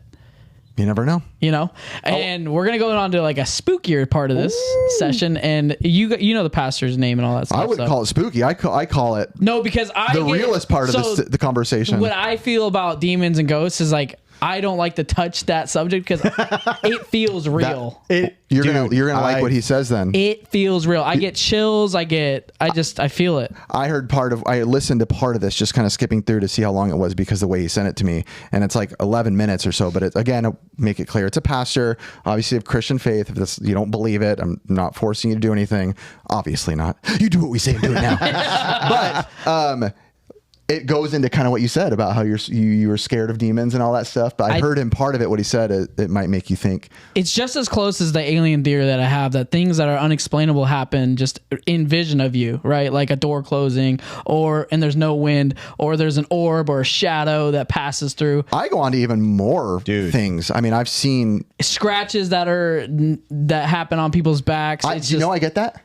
Please stop. Ask my wife. Okay, I get that all that's the time. Scratches them back with blood. Check this. I don't know if I ever told you the story. Like, so when I was like 14, I was I rededicated my life to God, right? Yep. So I was all psyched and everything. I went to Mexico to go see my cousin, and I was preaching to him like the whole day. It was awesome. I was like, dude, he was this close to like converting, and I was like, oh man, one more day. That night I went to sleep, and I woke I woke up like it felt like something was pushing my chest, and I just wake up like, and it's weird because I remember hearing there's like a bread truck that goes around my neighborhood even at midnight, 1 o'clock. It doesn't matter. It says get us bond. It's like the dude's selling bread all the time. So I hear it, and the next thing I see is the room's turning red, and I'm like, what the heck is going on right now? It looks like the room's like dripping blood red, and I'm like, yo, am I awake right now? And I'm literally moving around. I'm like, yeah, I'm awake. I look at I look by the doorway. There's hand coming down like this. It just starts doing this, but it's a shadow. It's a shadow hand. Like it keeps moving. I'm like, there's no freaking way this is real. It starts trying to grab me. I jump on my grandma because my grandma's like right next to me. I'm like, oh shit, no. So I wake her up. I'm like, oh, wake up. Oh shoot. Literally, everything went to a standstill. But that was gnarly. You almost had like a lucid dream. Yeah, that's what it sounds like. Dude, it happened. Like, I don't know how to explain it. It was just like when he said there was I was literally just thinking Chupacabra was out to get him. This stuff happens more than you can believe. I mean, it's almost one of those things where, again, it's going to sound crazy, right? The story of even we said about the beginning of time. Everything sounds crazy unless you've experienced it yourself personally. Sweaty right now. When I rededicated my life, funny enough, in Mexico on a youth trip, I was out, sharing the word of God to younger kids in Mexico. And I felt like that night, I was like, man, I was sitting in a room. It wasn't like at night, I wasn't asleep. And I was sitting in a room, just worshiping. And I was like, man, God, like, I know I'm telling these kids things, but if like, you're really real, like, I need to like know that I'm giving. And I didn't even finish my sentence. And I didn't see anything. I felt a little hand grab my back and like comfort me and like hold me. And I was like, what? I got up and I'm like, there is nobody here. And I felt it. It wasn't like a weird movement. It wasn't like someone doing something or pranking me. I was like, it was the most frightening feeling, but the most comforting feeling that I've ever felt, because I was like, what the heck? And I remember I barely even like told my wife, even though she was on that same trip as me, girlfriend at the time, because I was like, I sound crazy. I sound like an idiot. But the more and more I've grown up and I talk to people, and even people who aren't religious, right? They experience things. People who experience alien stuff. It doesn't even have there's so many things that can feel so supernatural, whether it's, you feel like it's an alien thing, a demon thing, a religious thing, anything thing, it can sound crazy, but I should probably start playing this video. Sorry. This is my buddy Brennan, by the way, a good friend of mine, known him for a long time. He's very wise man, I will say. So let's play it. It does go long. If you guys want me to pause it at any moment, just let me know if you want to jump in, because it's playing through a phone, so it might not sound super good in audio if we just jump in. But here we go. Hey guys, it's Pastor Brennan here with Calvary Chapel Eagle, and I know we're talking about the spiritual realm on the podcast today, and a lot of people don't realize how real the spiritual realm is. They have the fake Hollywood movies and the dramatizations of the demonic and the spiritual realm, and they just think, oh, that's all Hollywood stuff. But the reality is the spiritual realm, heaven, hell, angels, demons, it's real.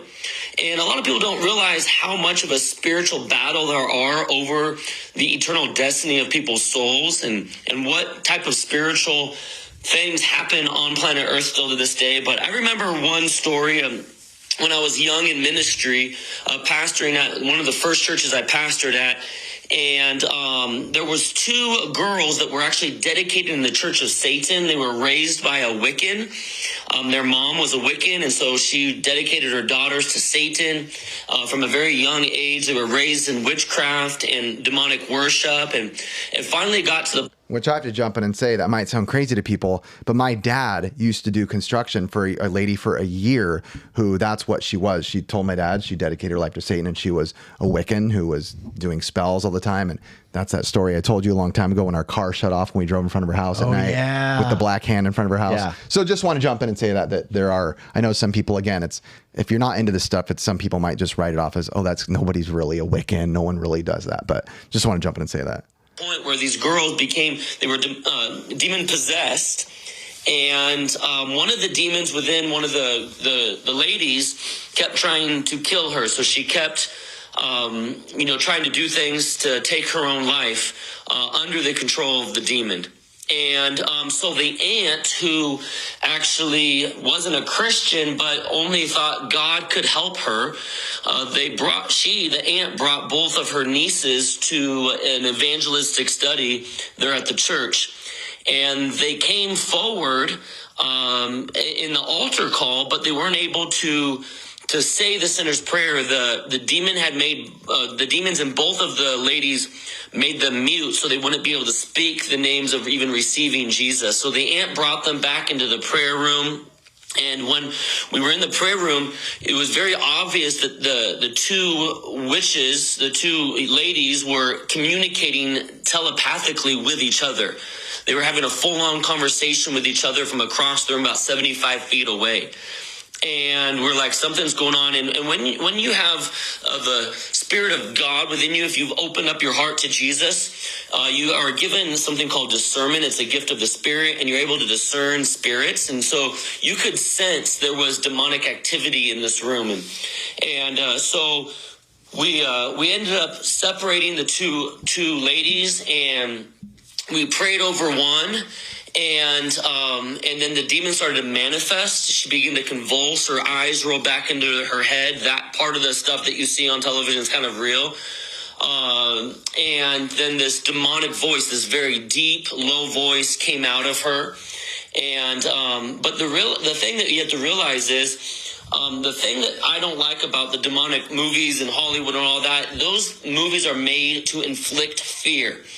And something that demons will always try to do is try to take control of the situation and try to make you afraid of them.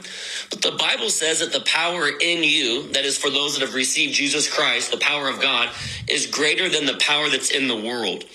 And so you have the power of God, the same power the Bible says that rose Jesus from the dead is the same power that lives within us. And so you have to realize in the power of Jesus, you have power over all demonic strongholds. And so, you would say, in the name of Jesus, be quiet, and her teeth would just slam shut. I thought her teeth were going to shatter because the demon would clench their teeth so hard just in the command of Jesus. And then in the name of Jesus, look at me, and her eyes would roll forward. And because they try to roll the eyes back so there can be no connection between the human vessel and you. And they try to lock her up, and then so we began casting out. And this one woman had multiple demons. She was all those demons were cast out, and she was completely set free. And then when we prayed over her sister, there was also multiple demons that had possessed her. And there was almost like layers of demons coming out of her. And we kept praying and casting out the demons, and another one would manifest, and we'd cast it out. And then what ended up happening is finally a demon spoke and said, "You cannot have her. I've had her since she was a child." And these ladies were probably in their, I would say, mid-40s, late maybe 30s.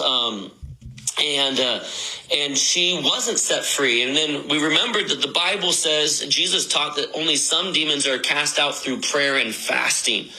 So we told the aunt to bring her back the next day, and the group of people that were praying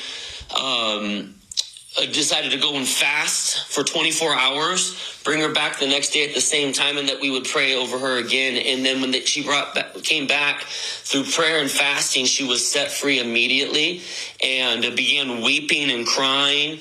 And she said, "I can't go back to the house that I live in, because it's just as much as the demons are aware of our presence, we are aware of theirs."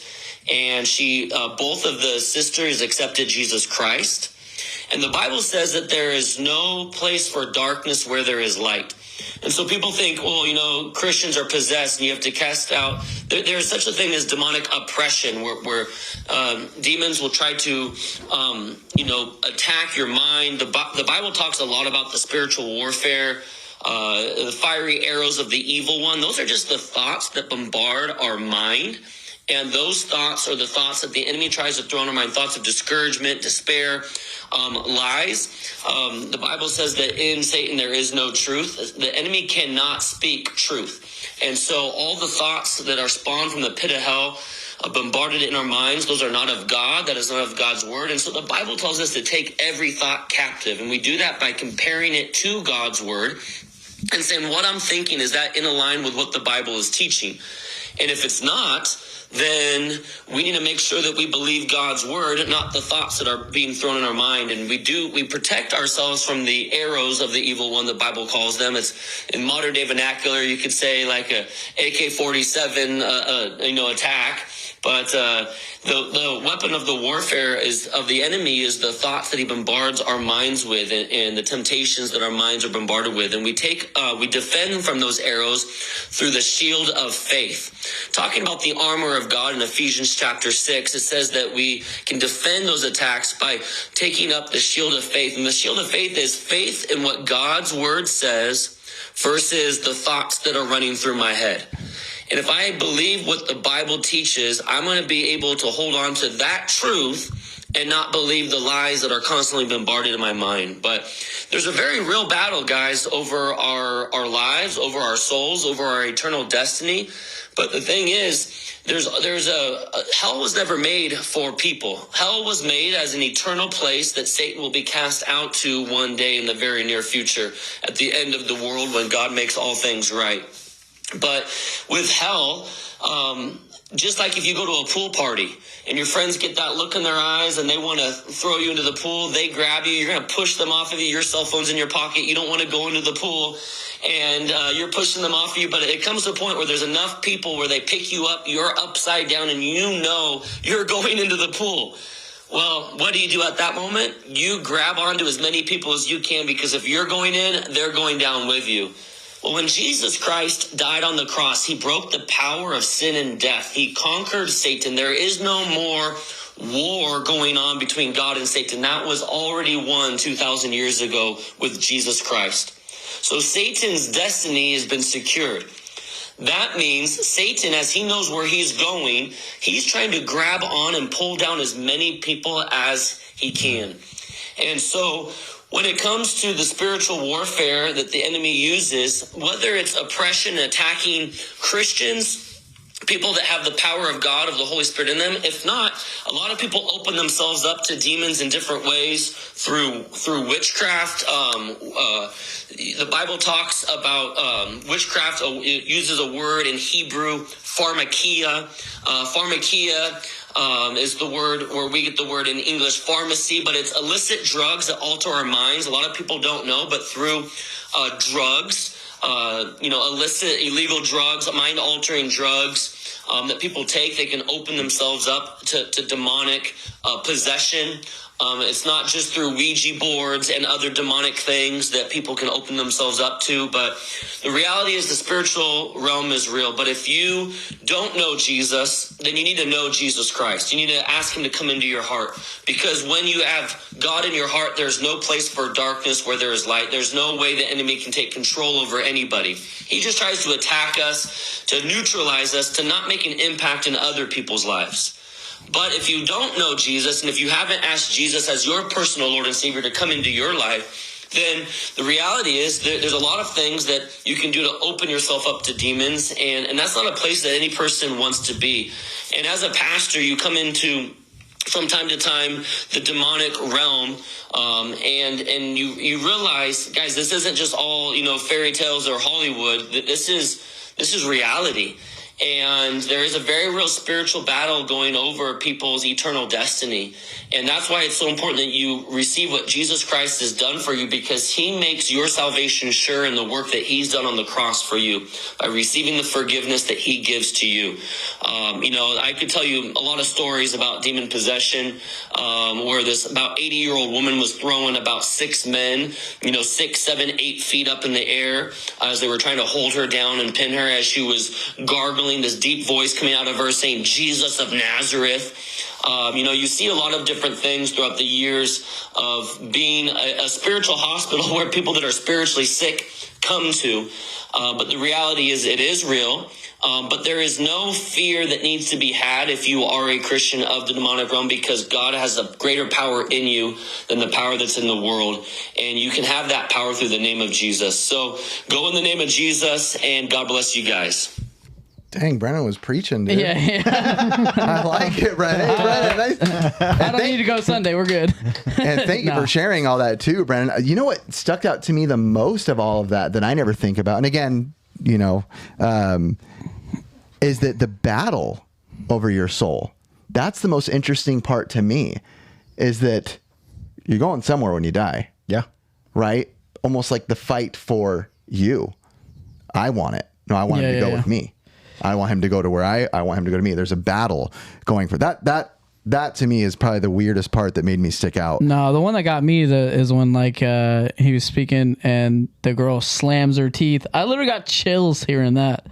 Like my skin, the little bumpies came up, the chills, and I was just like, man, that is real. And he is right though. Like, I mean, if you believe what you believe, you're going to overcome whatever adversity it is through your belief. Be protected. Yeah. Like for me, it's obviously Christianity. For others, it might not be. But, you know, that is for you guys to decide. Yeah, you decide with your own life and all that, obviously. But so when we were talking about like ghosts and stuff, and it's similar to the aliens. I can't dispute like a lot of the stories that you hear, like your story, right? You can't dispute that. So, but I'm not as much of a believer myself personally of ghosts necessarily, but the idea of demons living in people, like you and I share in common that we like to watch a lot of documentaries on like serial killers. And one thing that a lot of those serial killers and murderers and even like people that shoot up schools and stuff, a lot of them that they share in common is that they all say that they had a voice in their head, right? Yeah. And that voice to me is the demons. And that I don't think you can deny, because these are people that actually say that they have it. You know what you just hit me with that is a lot of times, I think we just unraveled something. You did. You just said that a lot of times these people hear their voices in their head. But a lot of times people say, no, they didn't have a voice in their head. They're just on drugs. What did Brennan just say about drugs? What it actually means. Whatever he said that word was actually means pharmaceutical, and you can be opened up to drugs as well. Yeah. Not to say that if you do drugs, you're automatically going to become and that a doesn't mean demon. anything, right? I'm sure there's plenty of people who do whatever random things, think they're having fun doing a seance or something, nothing happens, right? But opening yourself up to that or being more susceptible. Yeah, and I've done, like I did an ayahuasca ceremony, which is a psychedelic thing. I'll talk about it. Yeah. So that's a psychedelic ceremony that is done. You a hippie? That is done by a shaman. So this is not Christianity. This is a shaman who is a religious head of a tribe. I believe they call themselves tribes down in like South America. So this was held with like a group of people, and there was a shaman who had come up from, I believe, Brazil. And one of the things, he had a translator, but one of the things that they said is when you do this, that sometimes demons can come in. And they were prepared. They've been doing, and see and they've been doing this ceremony for thousands of years. And I actually believe in psychedelics because I don't do them all the time, but I believe that they can actually, they've been used as like a healing thing by shamans and for like humanity for thousands of years has used them as a tool. I think they are classified as illegal now by our government, but even more now, like mushrooms and psychedelics are being instituted more as like, oh, this can actually help people. So can you tell us your experience that you had? My experience was amazing. There was no demons that came in. Yeah. I mean, I could tell you about it. I won't go too long on that, but it was an amazing experience, and there was a lot of like like stuff. I was able to experience like memories that I hadn't seen in a long time. I'll just say that. But I felt more love for people around me than anything. That's what a lot of people say they come out of that with, is a lot of love for people in their lives. Yeah. Which is what I felt. I wasn't going through, there was no reason to do it other than I just kind of wanted to experience it. But a lot of people were there that had trauma in their lives. Like they wanted to, they were seeking. There was one girl who was like must have had something horrendous happen in her life, and she looked like she was about to break down. And I talked with other people that were doing the ceremony. They're not drug addicts. There was like one guy was like, I'd been, molested as a kid, and this was my only way to like deal with that. And he had come to like a resolution. I think it was by his dad or something. It was horrible. Yeah. So it's used as a tool to deal with inner things, much like a lot of things, like prayer in religion. But just before you chime in, he was talking about the demons coming in, and I specifically was thinking that with the psychedelics, that even the shaman said that like sometimes that's interesting that he even said it. That there's an evil presence. And that's a pretty, I mean, I would dare say that's a pretty big risk, as if he's like, hey, just so you know, a demon could possess you. They specifically said that. And I attribute that to kind of like, you've heard people take like acid, right, and have a bad trip, quote, bad trip. Yeah. And I had a buddy when we were younger that took acid and he had a bad trip. He literally thought like he was like clawing at his face and I've stuff seen like it that. multiple times. And I've never had that experience, but like he clearly something comes in. And again, this is a shaman that was like, demons come in. They would light sage, they said, and they would like almost like pray it away if it came in. Wow. Yeah. Some of the ayahuasca experiences that I have heard on just like he stuttered on the herd. He's like, a friend. I've never done any drugs, so I don't know anything about that. So, but they say that it almost like gets you closer to your fear, right? So if you're fearing something, that it brings clarity. Like if it can be like you're basically near death, right? Or you're looking at yourself, and that self is basically telling you all your weaknesses to where you're to a point where you have to kind of deal with it right in front of you. And then when you come back, you see the clarity and you find self-love and like you said, you find clarity and loving those around you and find a little bit more appreciation. And so a lot of people use that experience to be able to overcome things. And then after that, they believe in, microdosing. I think microdosing is a great thing for a lot of people as well. I don't know what that is. If you need it, like mushrooms. I and all believe that in that too. Yeah. I believe in certain things being used, even if it's marijuana. If you like, for me, that doesn't work at all. I can't stand it. I don't smoke, but for some people it seems to work.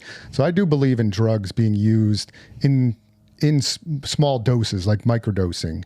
Yeah. If it's a tool that can be used to help you. Yeah, I mean, and honestly, if you're able to use that to where it creates not just self-love, but also project love to others, like how we see it as in the Christianity, like basically be good to your neighbor and all that stuff and spread your love. Like if that gets you closer to it, by all means, smoke away, right? It's not artificial. It's plant-based. It's definitely not my thing for sure. But again, not here to judge anybody in this podcast. Obviously, a lot of big beliefs are getting thrown around today. So I do know my tattoo artist, though, says the same thing. He is, I think he's a newer Christian, him and his girlfriend. And I think they're pretty radical Christians now, too. But I know he does pretty hard shrooms, I think. And he says it helps him feel closer to God. And I'm like, that's not my world. I don't experience it that way. But okay, For me, what psychedelics have done is a little bit of like pulling back the curtain. Picture like Wizard of Oz, where you're like, oh, this is the world. And then all of a sudden you're like, oh, that wasn't the world. Like to me, it made me realize that like there is like something else on the other side of it. Like when you start traveling like in your own brain and you realize like we can't do it naturally, but whether you call them drugs, but psychedelics, which are natural, by the way, plants on this earth. So it's not like a chemical that somebody created in a lab. Yeah. Like these things have been here. Like, so when you eat them and see things that are not really here in the world that we generally exist, it's pretty, like I said, like the pulling back of the curtain. It's like eye-opening, like, oh shoot, there is like something else on the other side kind of thing. And I've heard people say like, I've never seen like God or anything during anything like that, but I've heard people say that that's like almost as close as you'll get to God, which is almost what the pastor was saying too. In a sense, and kind of in a sense, like, no, maybe he didn't say that, but I've heard that.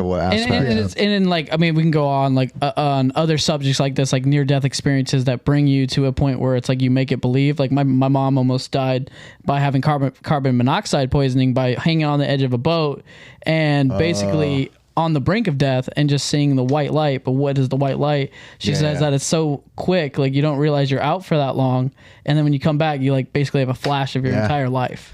Yeah, it's interesting. I feel like there's something going on too in the retro gaming scene. I've noticed too, like a revitalization. There's like a revival like going on in the retro gaming scene. I know it's a lot of people who are quiet about it because they're new believers. I'm not gonna out them if it's not their time to do it or whatever. I know that just like I'm hearing so many things of people in the retro scene where I'm like, holy cow, that guy just got saved. That guy just got saved. Oh wait, you guys are all doing online Bible studies together? There's like tons of them now. And obviously I don't know if it's their time to say. I can say editor Jared and Eric though. They just both got saved, and for me that's that's the biggest one on earth for someone like me, again, personally. But it's interesting to see that, like, I don't know, there's something in the air. With my experiences of going to church with you and your family on Sundays, I have like what another person explained to me as a REM. I have a REM experience. It's where it's like when I hear a certain passage or a word that hits me, it hits so deep that my body feels like a weight just lifts out of me. Right, the pressure of like life just gets lifted in that moment. I saw it, dude, in you. Right, and literally, Riff sees me at the end of almost every single session. I'm like, I have like tears. Yeah, he's got tears in his eyes pretty much every service. And it's, even like explaining it to you, I could just feel it. Like it just comes up. Like I just have a very weird grip with it, and it's nice to feel that afterwards. I feel a huge relief. Well, the relief in at least Christianity is that you aren't saved by anything you do. Yeah, and there's nothing that you can ever do that'll get you saved. You're forgiven, and relating it to like just really hardships and relating to like life experiences that I'm going through in that moment. How they're explaining to me like, hey, it's okay to feel that, but this is how you overcome it. Yeah, and that's what's a nice feeling for me. That's why I've kind of been grateful that I've been able to grasp onto something like that. It's been cool to have you come to with like a kid. You go to Let's Go. I just sit with Brixton. I'm just like messing with Brixton. Yeah, hanging out with Brixton the whole time. For me, I think a big question I get asked, I've literally been asked in the comments, I've screenshotted it, sent it to Ben. Comments are all the time like, why are you so happy all the time? Like, what is it? Like, how do we figure this out? Like, what's in your DNA? And for me, it's just like, I'm very aware that like, what's the worst thing that can happen to you in the world? Anything. What's the very worst thing that can happen to you in your life? My child dies. Death. Right? Yeah. Death. But if death is the start of greatness, there is no evil that can happen to me. In the end, no matter what, I win. You know where you're going. I win. Yeah. There is, yes, of course, the reality of leaving my family behind. That's, it's horrible for them. But it's like, there is no down, even when people are sick, when my family dies. It's when family members die. It's like, I know where they're going. I know where I'm going. So that's why I feel like for me, I'm just always, I don't have a reason to be upset. Like in the end, that's what my mom always says, like, no matter what, in the end, you win. And I'm like, whoa. And you don't earn it. That's the biggest thing.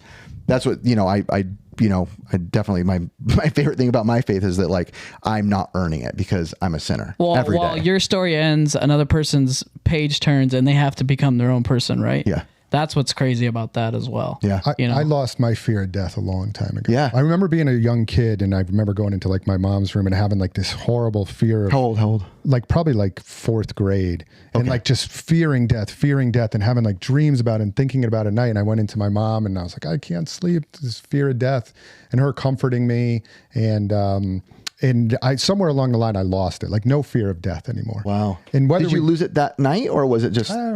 Maybe. Okay. Yeah, maybe. Like, but now at this point, I really don't fear death, and that is like a big burden off your shoulders. Huge. Because we all are going to die. It's going to happen. No it's matter one what. thing that's definite. That's happening. And what I like to tell people too is when people go, oh yeah, someday I'm going to be old and that's going to be me walking my dog at 80. I'm like, you don't know that. You could die tomorrow. You could get the world tomorrow. You get a sickness tomorrow that takes you out in a week. Yep. But when the fear of death is gone, and whether I am Christian, I believe in heaven and all that.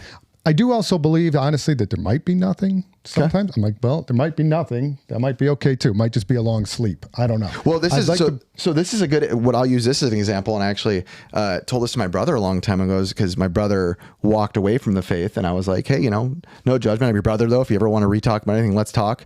But I told him, say you live your life. There's two different scenarios, right, of you being a believer. So let's say no matter what, you live your whole entire life devoted to Christianity, you follow the rules, you do the right thing, be right to people, love people, all this and that. You treat people right, and you die and there's nothing there. What'd you lose? Nothing.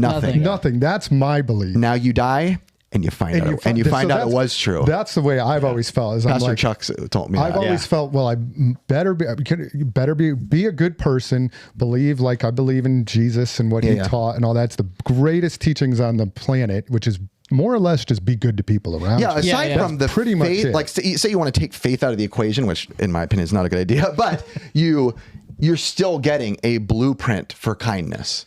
And I had this discussion with Retro Rick one time, who's very Christian as well. And him and I were sharing a hotel room. Oh, Yeah, not very Christian like. wait a sec. Is that even allowed? we were sinning. No, we were not. We were at a convention and we were in a hotel room and we had a long conversation that night about this. And my take on it is I don't necessarily need to go to church every week. I don't think that that's the ticket to heaven. It isn't. I don't think God, when you go up there, goes, well, you didn't go to church that week. You didn't go to church this week. It's definitely not. It's what's in your heart. And to me, this is back to this demon discussion is like, I think we all have, as humans, bad thoughts sometimes. We're all all sinners. We Literally. every day. have. And that Every to day. me is the demon. And to fight off that demon and keep you from being a serial killer or how you wonder how did people get to this point where they were killing thousands of people? They couldn't fight off that demon in their head. Yeah, your sin isn't thinking an impure thought. It's not seeing a chick when you're married and going, man, and then you don't do it.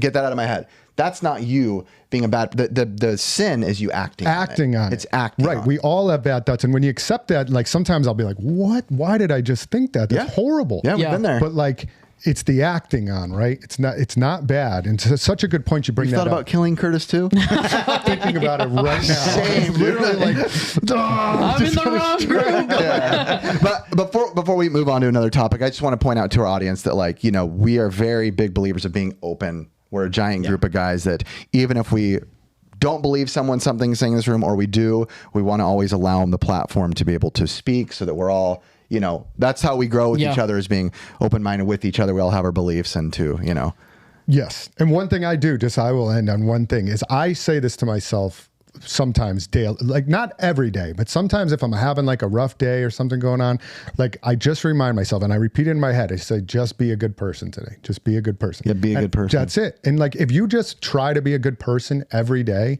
and you try to just don't do bad things to people or be a dirtbag or this or that, like just remind yourself to that, you'll be surprised how much like your friend group grows, your family like loves you, people tend to gravitate towards you by just being a good person. On that is when Gabo came into our group, he wasn't a believer of all of anything. Again, we never pressured him. And what Ricky and I always did is we obviously prayed for him together. We won't for his salvation.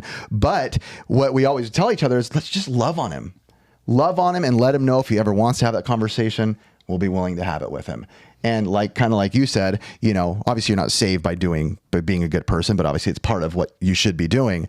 Is that's kind of what led Gabo into being like, I'm a little interested in your guys' lifestyle. Like as far as beyond you guys are funny, like I'm more interested in what else is there? What are you guys hiding? And that's when it was like we were able to more talk with him, and it led from being a good person, being a good example, being like Jesus, to him being like, okay, now I actually want to accept this as my way of life. So that was And guys, if you guys are feeling blessed today, how about go to SoCal Gaming Expo June 8th and June 9th? Wow, he just worked salvation into a plug. Well done. That's a Phoenix resale move right there, bro. Anyway, I had to, And if you really are feeling good, hit the like button down below. But like I said, guys, it'll be the link in the description. You guys will be able to see us and have a great time in SoCal Gaming Expo, and stay blessed. Dude, I want to do this one again. I got stories. We're going to one of our favorite subjects. Agree or disagree? Yeah. You already know. We're doing Or an as- altar call. Or as Retro Rick goes, oh. All right, let's see. What is our agree or disagree, All right. Ricky? The first one that I have on the list is Donkey Kong games are not that great. They are great. I'm going to say, yeah, I could say it is. That they are great, or They they're are not that great. So you're saying you agree they're not very good? Yeah. I disagree. They Disagree. are fantastic. Disagree. Curtis, explain their suckiness. Yeah, I would say that, if I'm going to go off into tangent or whatever it is, but Donkey Kong games pretty much haven't really piqued my interest. I feel like there's other games that are way better. Obviously, I love Zelda, I love the Mario games, but the only one that really resonates with me is DK N64 game, and that's it. That's the worst One of the worst ones. And all the other ones, because I never gave SNES a chance, so That's everything. your problem. yeah. That's your biggest problem. And so that's why, it's kind of good. It was it was subpar. Curtis, you missed the best ones. Super Nintendo, Donkey Kong Countries are the best. And not only that, you hate Wii U, so you missed the Wii U one too. Tropical Freeze was actually pretty First of all, good. I'm never gonna And play the Returns. Wii U. And No way. Returned, yes. That library, I'm just gonna all day. But dude, the soundtrack, the gameplay on the Super Nintendo ones, Top tier. That's why I agreed or disagreed with that statement, is because of the Super NES one. It's what it is. The arcade game, actually, the original Donkey Kong, like I'm not a huge fan. Same. I The really NES don't version like of it it? that much. Either or arcade. I'm not Like the I biggest love fan. Galaga, I love Pac-Man, I love Burger Time, but Donkey Kong just does not do it I for think me. Popeye is a far superior game Popeye is than amazing. Donkey Kong. Similar to Donkey Kong. But again, if you miss the Super Nintendo years and a couple, like Ricky said, of the Wii U ones, you're not going to like the Donkey Kong game as much. A lot of people do like the N64 one. Hey, that's fine with me, dude. I'm not like the biggest Donkey Kong fan in the world. Wow. So. It's not my thing, What about dude. Diddy Kong? Huh? I love Diddy Kong Racing. What about Dixie?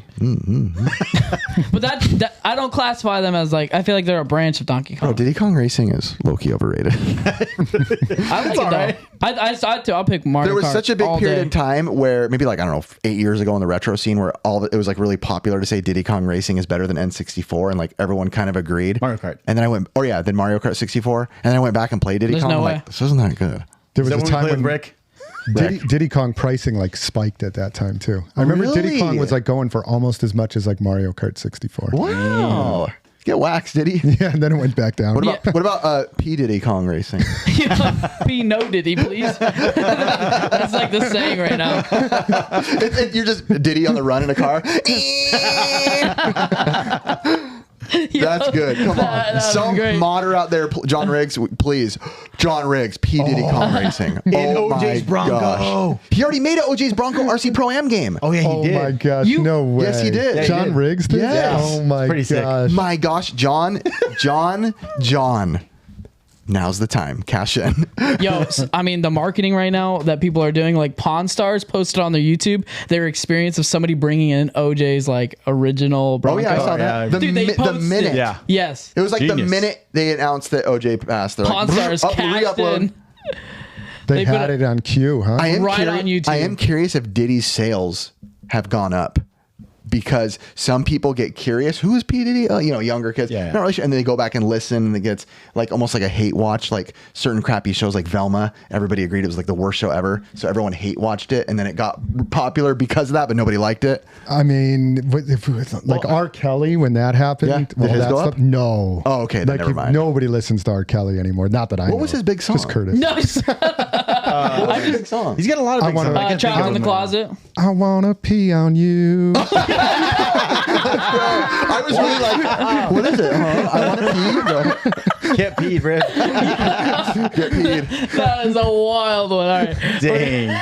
Good, Chris. Good, All right. Chris. The next one is going to be learning to mod consoles can be overwhelming. Absolutely.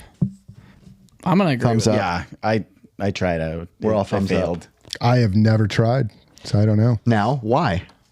So I can't really disagree, but I have just never tried. Okay. Oh, we all agreed, by the way.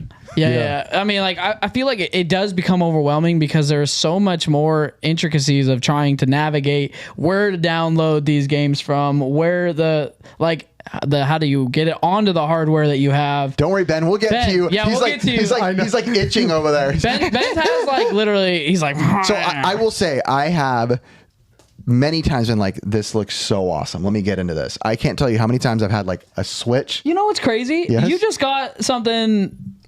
Oh, I know. We will. All right. Yeah, you got it. We will. We can do a sponsored segment. Yeah, right now. I would love to. I'll pay you guys. Don't worry. No, but for real. But even myself, like going for like mods, like I've watched videos like Nintendo Switch modding this, and I'm like, okay, I'm gonna do it step by step. Easy. How to mod your Switch to do this? I'm like, yay! Open it up step by step. 5 minutes later, I'm like, you effing liar. Onto the YouTuber.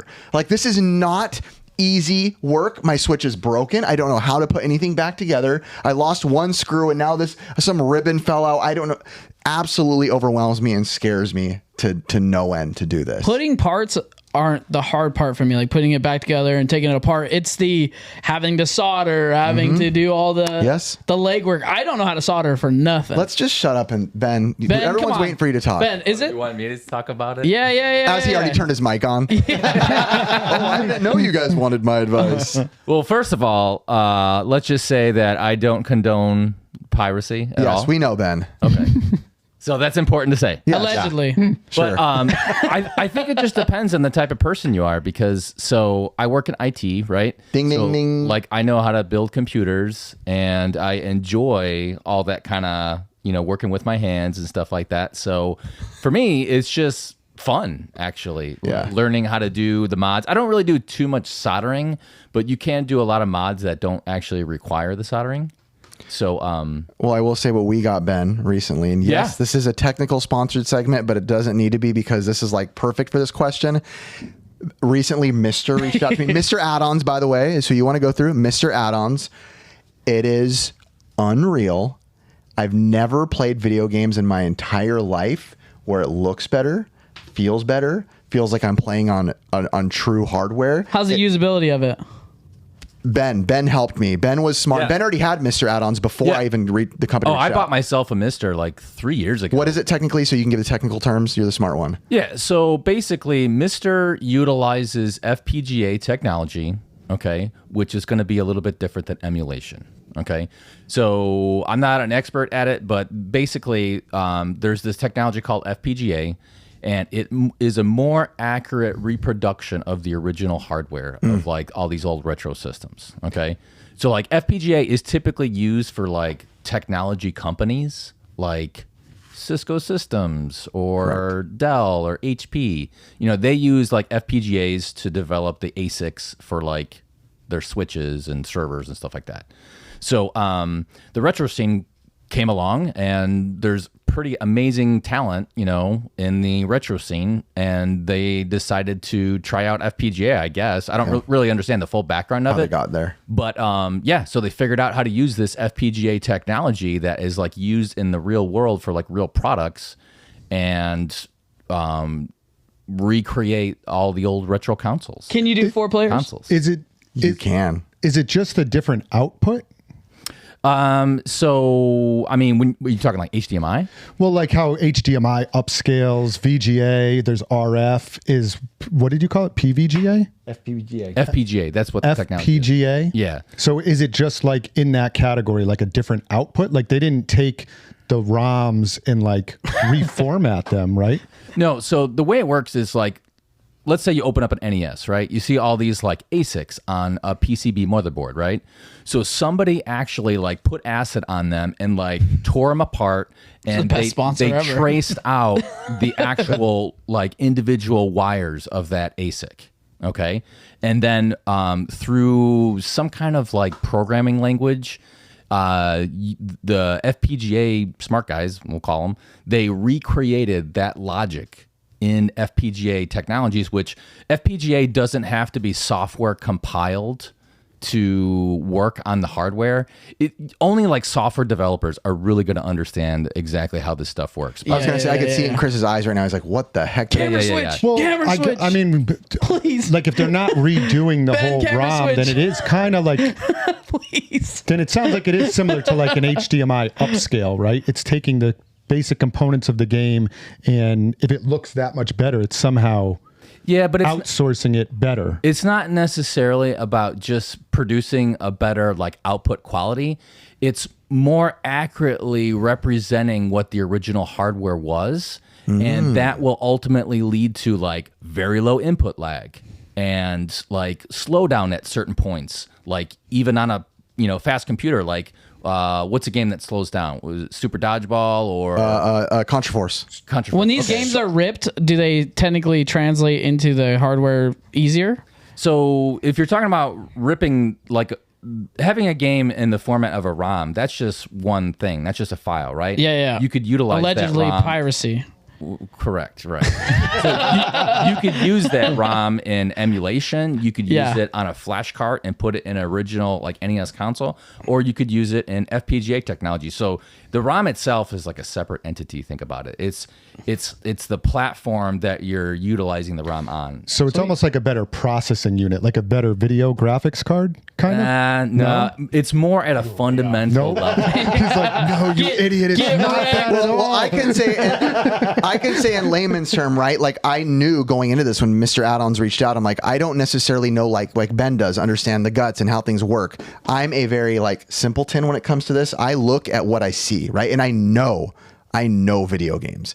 And when I played it, I was like, this looks like when I watch every My Life in Gaming video, GameSack video, and I'm always like, how do they have that stuff look so good? Like, why are the blacks so black? Why are the colors so perfect? Why does everything look right? And immediately when Ben saw me turn it on and start to play, I played Chippendale's Rescue Rangers, and I know that game like the back of my hand, and I was like, this is the primo way to play. And I even bought like bootleg aftermarket N64 controllers, all plugged them in, boom, 4 players worked like nothing. So So I will say one thing, comparing it to emulation. So, emulation is still good. I think there's still room for emulation. It's not like, FPGA Mister is going to replace it. But I will say like the setup, like getting everything working, like it's a heck of a lot more effort if you want to get like an emulation system up and running. Mister is a lot more straightforward. There's like an instruction manual you follow online, and it's a lot easier, than kind of tweaking out an emulation setup. I agree with that. Sweet. And we're gonna Mr. Add-ons link down below. Honestly, it's like one of those things that doesn't even feel like a sponsor because it's just the best product I've been using ever since any time recently. You have been saying that a lot. Yeah. We've been getting videos from Riff all week. Look at the Mister. I'm like, look how good this is. Yeah, you get a Mr. kit down below and all that. So thank you, Mr. Mr. Add-ons. appreciate you guys. All right, we're going. Our next one is gonna be going to the movie theater is overpriced. I think we talked about this, but How much are movies right now? I still get them for $5. First of all, no, I think we talked about this. Oh, no, never mind. I think we talked about this with Chris. Children's tickets are $7.50 right now. Chris, remember the last podcast we had about being a Christian? Be a good human today. Still buying a ticket and still getting the money. Okay, fine. Maybe we talked about this before. We'll skip He's still this one. filling a seat that wouldn't get filled, right? That's how he looks at it. It's just like standby for a flight. All right, we're going to go on to our next one. It's going to be men should have a decent understanding on how tools work. Ooh, men should have a decent understanding of how to use tools. Yes. If you're the head of the household, yes. Yes. I'm going to say regardless, agree. you should. Yeah, you should. Yes. Call me a chauvinistic pig. Men, you should know how to use some tools and swing a hammer. Plain and simply. Agreed. I feel like just... I agree. Yeah, Everybody agrees. Yeah, we all I agree. mean, I feel like I've worked with my hands. We did this entire built shit. this city.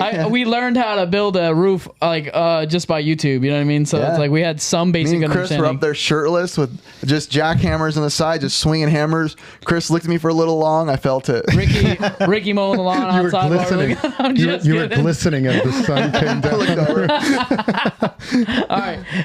The next one's gonna be Switch Joy-Cons are a bad design, and I'm gonna say this. The what? Switch Joy-Cons are bad design. I'm going to say yeah. I agree. I disagree. I actually like them. Let's hear it, Ricky. All right. You're the odd one out. So I like the Switch because The Joy-Cons. The Joy-Cons, because it's literally a Super Nintendo controller mini, and it's mainly for my kids. My kids love it. The regular NES controller is bad for them, but I love the design because it does it all. I don't even need the little Wii bar thing anymore, for the motion Wii, sensor. The motion sensor. That was the worst design Dude, I've ever seen. Have you played bowling on it and like Wii Sports with the little controllers? It's awesome. It's like you're not even holding a controller. I don't know, man. I feel like just the hand function of it just feels so small. Like, right? Like the joysticks feel small, the buttons feel kind of separated for where they need to be. Because I just plugged it in not too long ago, Ben's. I switched to using a brawler controller because I felt more comfortable in that form. So the reason, I guess one of the reasons I really, really like it is because it's the Wii U. It's pretty much the Wii U. So that's setup. why I hate it so much. That's why you hate it. Oh my That's why I love it so much. Because it's taking me back to the Wii U, but this Wii U, I don't have to be so close to the, to the console. I can take this one with me, split it. If I have one console, I can play with my kid. I'm like, you know what? We're on a plane. Let's both play. Slap it off, boom. Dang, Ricky's playing tennis on a plane. Well, not tennis, but but like. It was genius. I think it's great. I love it. What are your guys' experiences with it? I absolutely despise Joy-Cons. I really do. I have had so many of them with the drift issue. Maybe they've solved it now. And they feel like They have not. I haven't had one. I have literally replaced. Luckily, I own a video game store. Otherwise, I'd be even more mad. But I have driven to my store to get new Joy-Cons probably like 6-7 times. What are you doing to your Joy-Cons? I don't know. They just always drift, and then I can't play the game got anymore. heavy thumbs, dude. Seriously. And I also hate the like you said, Curtis, when those things are in your hand, just a Joy-Con, and you're playing a game by itself, it Frustrating. feels tiny as can be to me. Do you slide the little top portion to it? Like that attachment thing? Yeah. No. It helps. Does it? For bigger hands? My experience is that like if it's coming out of the box as a console and it's ready to play and it for comfortability, that thing is dog water, right? I had to go out and separately Satisfy buy. grip. Yeah, like I'd rather buy Power A controllers and just use that separate and Bluetooth to it. I definitely always play with a Pro controller for Switch. I something about I always feel like I'm going to break it. And you know what I hate the most is when you're holding it, is the Joy-Cons, you can like almost like wiggle them a little bit. Like they're not like locked and they're sturdy as can be. I just wish it was a little more masculine as far as like button size and layout. It just feels a little tinkery to me. The newer Switch, it's a lot more solid. Good. Yeah, I had the Model 1. I think it just reminds me so much of the stupid Wii and the nunchucks. I love the Wii. I loved it. Also, Oh whatever my Nintendo did gosh. with the configuration of the buttons is like the opposite of an Xbox and PlayStation controller. Like What do you whatever A and B is, it always feels like it's somehow. I think it's always been like that. Yeah, I don't know. It's different. Like if I'm used to hitting like A and B, like A, this is my bottom button's always Yeah. going to be attack. And then the Joy-Cons, it's like that button's always the attack. It's like going from Nintendo, PlayStation. You have that same issue. Yeah, it's different, and I'm always confused when I go. So- Is there a reason why Xbox and PlayStation have different button like layouts? Like it's like X, Y, triangle, square. Yeah, just to be their own thing. and then it's like, you know, Xbox has the A, B, X, Y. I'll still say Xbox is better because the analog sticks are opposite of each other and the PlayStations are side by side. I don't know how I did it, but I used to love the PlayStation controller with two analogs down there. I wasn't a fan of that. And I could like do that. I know you do. I do like that. I used to like it, but it's better for like driving games and like quick scoping. Like if you were to do quick scoping and be able to like maneuver, I just lost the talent at being good at it. Yeah, quick scoping is a almost feels like a kid thing nowadays to be able to quick scope. I can't do it. I still love it. I still love it, dog. You know what I mean? All right, and then last one is gonna be this is ridiculous. You This gave is me the best one thing I've ever seen. What do you mean? Mechanical pencils are better than regular pencils. Okay, where do I go with this? Where do I go with this? Disagree. I love original This pencils. one make it on the list. Dude, Wait, what the heck is a mechanical pencil? Lead pencil. The ones you click and put your own lead in. Yeah. no way did you ask that. Thumbs up. They weren't around back then. What'd you like better? I like mechanical. No way. He said he only had wood pencils. That's why. Oh, Ben, back in the 40s, man. Back in the We're all Great laughing. Depression. Ben's by far the smartest one in this room. Well, I mean, you guys just explained the Mr. Ad right there. He did, not me. I know. You know why. Thumbs up. What was yours? I'm definitely agreeing that mechanical pencils are better. I'm odd man out again? You're out again. Tell us why you like the old schools. Dude, there's nothing compares to the old school. I think I just like sharpening them. It reminds me of when I was a kid at school. Just Dang. the worst thing is like when you run out of lead on the other ones. That's it. You have to go buy more. My pencil, I have to buy more pencils. Hey, But you at buy least- a pencil too. But I feel like I get the most out of it. Like at least at the end, I'm like, all right, I got my share out of it. I'm gonna chuck this thing now. I feel like nothing drives me more. And it's tiny. Like if you want to do like a thicker font, dude. If I want to do like thin, I can just sharpen it. No, but you buy a thicker lead. Yeah, like a I buy number 0.9. 9s. Yeah. Yeah, I just bought my kids. You know why I put that on the topic today? Why? Because I bought my kids lead pencils today. their- So I was like, that'd be a funny conversation because my kids love lead pencils. Do they really? Yeah. No, I think nothing drives me more like mad that like when I was using a wood pencil back in the day, you dropped it once, every little piece in that little pencil broke. And every time you just sharpen it, it would just fall right out. Sharpen it, fall right off. There are bad number 2 regular pencils, Ricky, where at work they've bought us some before where every time I sharpen them, it's like it doesn't have like the perfect point. You know what it is? Huh. They're from China. They're from China. Are you sure it says made in USA, dude? I do like, the only thing I like about regular pencils better is sharpening with a knife. Oh, I do like love to that. do I love that. So yeah, that's a good one. That's one reason why I like those pencils because when I like cutting stuff like wood. Yeah. So I like Grass. It's there. If I have to do anything, I'm like, all right, let me cut it up and. That is fair I do like because that. if I am doing any like building projects, I would rather use a wood pencil for all that stuff. So I win. No, because for most purposes, I'll let Chris go, but Oh, I was just going to say, do you have a sharpened wood pencil? It is amazing. Yeah. But it dulls so quick versus the mechanical is always sharp. Ooh, that's a good point, Ricky. Because you still have to go click, click, click, click. Got click. him. But You're the always clicking. True, you are always clicking, this and is that you. thing does Chicken eat break China, all the Chinese time. chicken. I have to remember when I first started using a mechanical pencil, I'm like, break. It doesn't constantly Like, stay. oh, not it as doesn't much constantly stay. I will say but- I use a mechanical pencil every single day at my job. That's what we use all day. I write a ton of stuff down. I have to do drawings for the planning department and stuff. But when I do it, I always prefer I prefer a sharp regular pencil, but I always just toss them because I'm like, oh shoot, I don't have a sharpener on me. Yeah. That's So out. I have a preference on what type of mechanical pencil I use. It has to have the metal tip. Oh, okay. I know what you're talking about. Yeah, it has to have a metal tip because with the plastic ones, as soon as you break it and then accidentally drag it, that little plastic part bends, and you can never get a piece of lead out. I just thought of another reason why mechanical are better. What? I buy the ones with the twist erasers. So the eraser's like this long. You can just keep twisting it. It keeps getting taller. remember those. Dude, Ah, yeah. baby. But you don't get as much lead. Bro, you don't know what you're talking about. You guys thought this wasn't a good topic. Best topic of the night. Take that, demon topic. I still win. Ben, you decide the win vote. I'm gonna have to go old school. Yeah. I mean, Sharpening. I didn't expect Oh, yeah. anything different Out about here, Grandpa. Ben also didn't know what a mechanical pencil disqualified. True, you didn't even know what it was. And bro. as you guys sharpen your pencils, please go to SoCal Gaming Expo June 8th and June 9th of 2024. I'm going to tell you right now, I can't stop plugging it up Best because expo ever. every single Best segment that we expo have ever. coming out will be leading up to it pretty much prior to that week, and it'd be the time to get it. The link will be in the description. Come to the expo, please. Just do it. Yeah. Everyone, hey, I could literally say everyone's doing it. I can't stop saying it. All right, we're going to go on. Pass me those. Pásale, pásale, pásale. Okay. Pásale. Guys, Yeah. Yes. are we getting too old for gaming? Chris is. Or will we ever get too old to game? This was a conversation Chris kind of brought up to us. Like, will we be doing gaming forever? I know we love the hunt. I know we love the thrill, but Yeah, I is see there him. is there an expiration date where you think our bodies will be over it, or do you think it's going to be it's going to be our MASH, it's going to be our Hawaii 5-0, it's going to be our Lone Ranger? You know what I mean?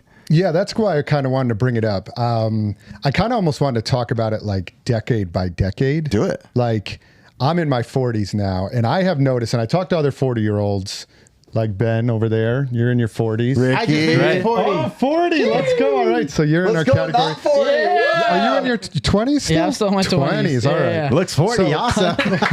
I know in my I got a year left, dude. I know, and we probably all can say in our teens, we played tons of games. It was like our life, right? Yeah. Big part of it. My 20s, I gamed like crazy. Even my early 30s, I was still gaming. As I have hit my 40s, not that I don't still love gaming. I love it. I have noticed that. Arthritis is kicking in. Not arthritis. I can't play no more. No, it's Gotta not take your medicine in the arthritis. morning. It is simply just a time thing to like, if I am gaming, like the games, if I'm going to sit down and game, I'm like, okay, this is going to take a couple hours here. I just have a very big workload, and I'm like, either I'm going to game, watch a movie real quick, or work. And I find myself gravitating way more towards, I have a lot of work. I got to go work. Same. And if I go sit down to game, I'm like, not that I feel like I'm wasting my time, but I'm like, shoot, I'm not working, which I need to work. And so I don't know if it's a product of being in their 40s, maybe feeling like, God, I'll get a lot of stuff done now. Like this is, kind of not the last hurrah, but it's like, okay, Chris. gotta work, get stuff done. And we also, we have a lot going on with the expo and stuff like that. Expos for me. So I just find at 40 now, I'm gaming less. And I'm curious, I'm thinking when I hit I'll give my opinion first. So I think when I hit my 50s, I'm going to be like, do I envision myself gaming more or less? I think I envision myself probably gaming less. Mm-hmm. Then 60s hit, probably less. What I'm curious is by the time we hit 70s, 80s, right? That's when you're back into gaming. I'm curious. Maybe like I'm thinking, well, now I'm going to have all the time in the world. Maybe then that's the time. Like you retired. Do you get more? Do we all, when we retire, let's say in our 60s or 70s, do we go back to gaming? And are we sitting in our like a convalescent home in our 80s gaming? So Ready I'm curious Player One what you status. guys think. Oh, Ricky thinks it'll be virtual reality status. We'll be virtual reality, like not being able to move. Like, yeah, this is awesome. I can actually move, but you're not moving. Just being like a young, like playing young man Sims. Yeah. Like, oh, I'm young again. I am a firm believer that I do not want VR when I get older. I want to play with a controller in my hands no matter what. I'm a controller in hands kind of person. You're saying that till the arthritis kicks in. That's true. I hope not, dude. This is what I used to make my money on. What do you think? Where do you think you'll be? 50s, 60s, 70s? So I've actually been playing, honestly, no joke, thanks to Mister. I've been playing more lately than I normally do. But what I'm kind of finding fun in, collecting the NES games, NES Pursuit, is kind of just going through alphabetical and just going through different games. Last night actually was a very great experience for me. Me and my brother felt like the old days. We texted for like an hour straight and we were both doing the same thing. We were just going through different game categories and sending each other videos and clips like, oh dude, I just tried this one, you should try it. Then I'll try it. He's like, oh, this game's so funny, this is crazy. And then it was just like a fun time. But I'm finding myself gaming more now, but it's very in spurts, right? If I even see an RPG screen, I'm like, next game. Not because I don't like the game, because like you said, I'm like, I don't know if I have time for this.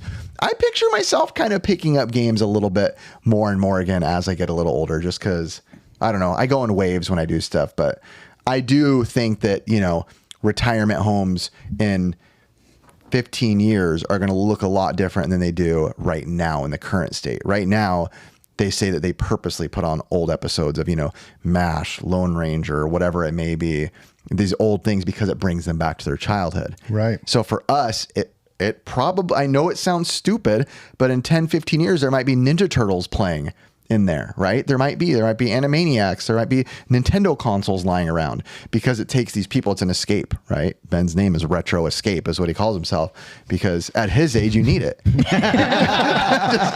That's right. He's basically saying you're at home already. It's actually Ben's birthday tomorrow. How old are you turning? Oh. I'm going younger this time. Don't tell him, Ben. They're going to steal your identity. 46. All right, upper 40s, dude. I love it. Yeah, as Chris told me, it's all downhill from here. All down, you're on the downslope. Yeah, That's what I said. Yeah. Ricky, what about you? What do you think?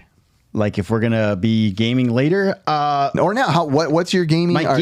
So my gaming right now is I pretty much just play. I'll do a little bit of Nintendo, but when I do kind of play, it's with the kids. So I'm usually constantly doing 4-player like Switch stuff. I guess that's why I like the Switch controller so much, because of that. Because I'm enjoying it, but I don't get to play as much as I used to. Like I'm starting to find like a lot more pleasure like doing like stuff outside. I don't know what maybe it's getting older or something, but yeah, dude, I got chickens. I built a coop. I'm like, oh, this is amazing. Bro, those chicks are awesome. I got chickens, dog. Retro free eggs on Pixel Game Squad eggs coming soon. We're gonna start selling Pixel Game Squad eggs on whatnot. Yeah, dude. bring some eggs, man. I'll take some eggs. Yeah, but I mean, yeah, they're $5 each, bro. Get waxed. Wow. But honestly, I kind of see me. I think right now, because the kids are all little, but like I think like once they all like turn teenage or something, I feel like I'm gonna keep playing. Like I'm gonna play more, because I guess right now I just want to spend time with them before they, they're all gonna go. I got an 18-year-old that's like ready to go. Like I'm like, dude, I missed out on the lot. I feel like I missed out a lot on him. I did get to experience a lot, but like you spend a ton of time with them. I do spend but a ton. I think that's every parent is going to feel like that as soon as their kid leaves. Yeah. Whether you spend, no matter how much time you spend with them, you're going to feel like, I should have spent more. Oh, yeah. My dad's that same way. I think it's that remorse thing. Like, I want to spend more time with him. So now I'm spending even more time with the little ones. And I'm like, all right, let's do stuff like that. That's the whole reason I got the chicken. We all got our own chicken. It was pretty cool. That's awesome, dude. I don't know. What if Storm eats them, your dog? Oh, God, I'll get her so good. Bust out the whip. I'm just kidding. What about you, Curtis, in 98 years when you turned 12? I think it's all in perspective. Like, I feel like at the moment, I haven't had a lot of time to really game. But as I create, like, I feel like I'm working as hard as I can now to create that time later for myself as I grow, but also because I don't have a family yet. Yeah, I have a little bit more time to mitigate that. I feel like because you guys have families. We are your family. Chris. Yeah, I literally told Riff the other day, I was like, you guys are pretty much my family. Like, that's what I said. I'm like, I know we are. We're your family, bro. Like, I literally consider you guys like blood to me. And so before, when I was like early 20s and early teens, of course, that was all I did. After school game, after baseball game, after anything, video games. And now as I have to be an adult and go through my own life cycles, I feel like I've gotten to a group that actually wants to push themselves and elevate where they're at. And that's where I want to be. So I push myself to be like you guys. And so I've had less time, but I feel like I'm only doing that so that I can have that time later, because you set yourself up for success. So like watching you, Ben, all you guys, like Ben, like he's able to do a lot of things, but he's also set himself up to be that. right? I feel like early right now, like I feel like early or late 20s and early 30s, I'll probably be at my busiest, right? Yeah. But also, as long as I create structure, I can find that time to game and to be able to like alleviate more time to finally catch up to your backlog, right? I feel like we all have a backlog that we're like, oh, we got to go back and play that. I still got to go back and appreciate SNES a little bit, right? I feel like that's what your mission. I've crapped on it for a while, but it's only because my inexperience with it, right? And it was just 3 years before I was born, so like I'm not gonna have that same experience as most people, and that's why I love N64, GameCube as those. That was my generational consoles, right? Yeah. So I feel like as I get older, I think I will appreciate gaming even more. Like how you guys are now, where you guys can go back out and be like, dude, I remember playing that game, the NES, and my brothers. I have that same experience. Like even like Chase brought up the other day, he was just talking about Path of Radiance, right? That struck a nostalgia in my head, and I was like, oh my God, I actually played that game, and I don't even remember until he said that. Yeah, that's the beauty of this, being in this world or owning a game store, I'm sure, is people go in and they're like, oh, that was my thing when I was a kid, and I completely forgot about it until I just saw it. That's a cool feeling. And I guarantee you, as you go on and you guys, your families kind of leave the roost, or like the coop. They leave the coop. No, Ricky's got a long time ahead. No, He's I know, got a long time. I got a 5-year-old but, still. You know, your son. My son is about to be 15 like next week, actually. And so I have 3 years left, and then I'm like an empty nester at that right. point. And so, Ricky's, that's what you think. They're going to be here for like till late 20s. Watch. Yeah, I mean, I'll go off to college, and they'll be back and forth, I'm sure. Yeah. But and grandkids, but I have a daughter too, and she's older. She's 18, but I'm about to be an empty nester in my 40s. Yeah, and I feel like you're setting yourself up now because I feel like all the work that's going into one expo and another expo, eventually in a few years, it's almost going to be like you already know the regiment, right? And so you'll find time in those gaps and in your hobbies that you want to pursue, right? Yeah. We also, I think, are like the first true.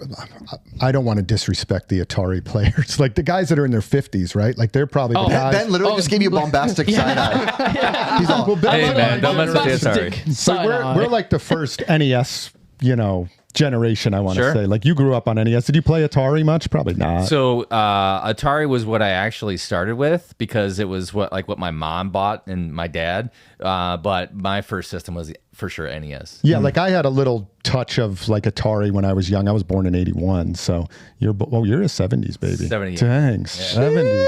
Like a hippie kid. Got those bell bottoms, baby. And bell bottom men. And I want to. No way.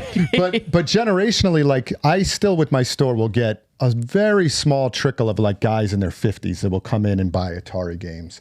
But I think for the most part, guys in their 50s, are they gaming? I don't think so. I don't think they are. So I think ask the audience if you're watching, you're in your 50s. Let us know. Yeah, and I'm sure that. So there are some, because I get some that do come in that still play Atari games. But I think us in our 40s, like you and I, Ben, like we are like the first. Not true, I don't want to say true gamers, but that NES generation that fell in love with gaming. I think it'll be interesting to see as we get older what we do. As a generation, I don't know. I mean, I plan on playing NES all the way till Me the end. too, dude.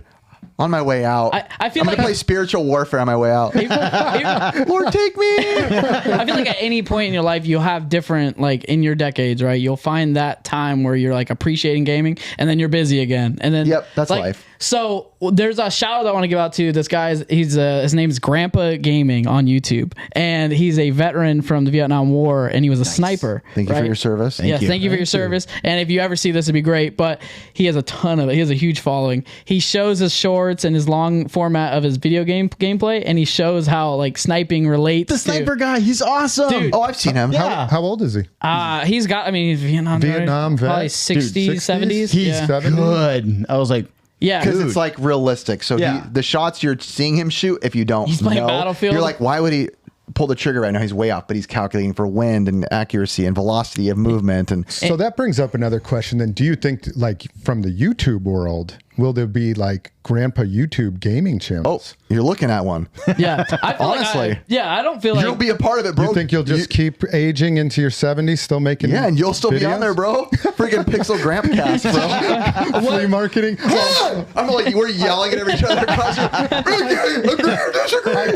I think you I think you brought it up before, but that concept of like we've seen them at like Golden West Flea Market, like the old men in like the those guys are wheelchairs. awesome. I'm looking into our future, bro. We are looking into our future. Like I don't think the swap meeting will ever die. I think I'll do that till the day I can't move. Yeah, and I don't think that like my collecting would be any different either, because like I'm not into like war stuff. I'm into that nerdy stuff, right? I feel like I only want to grasp more onto that as you get older.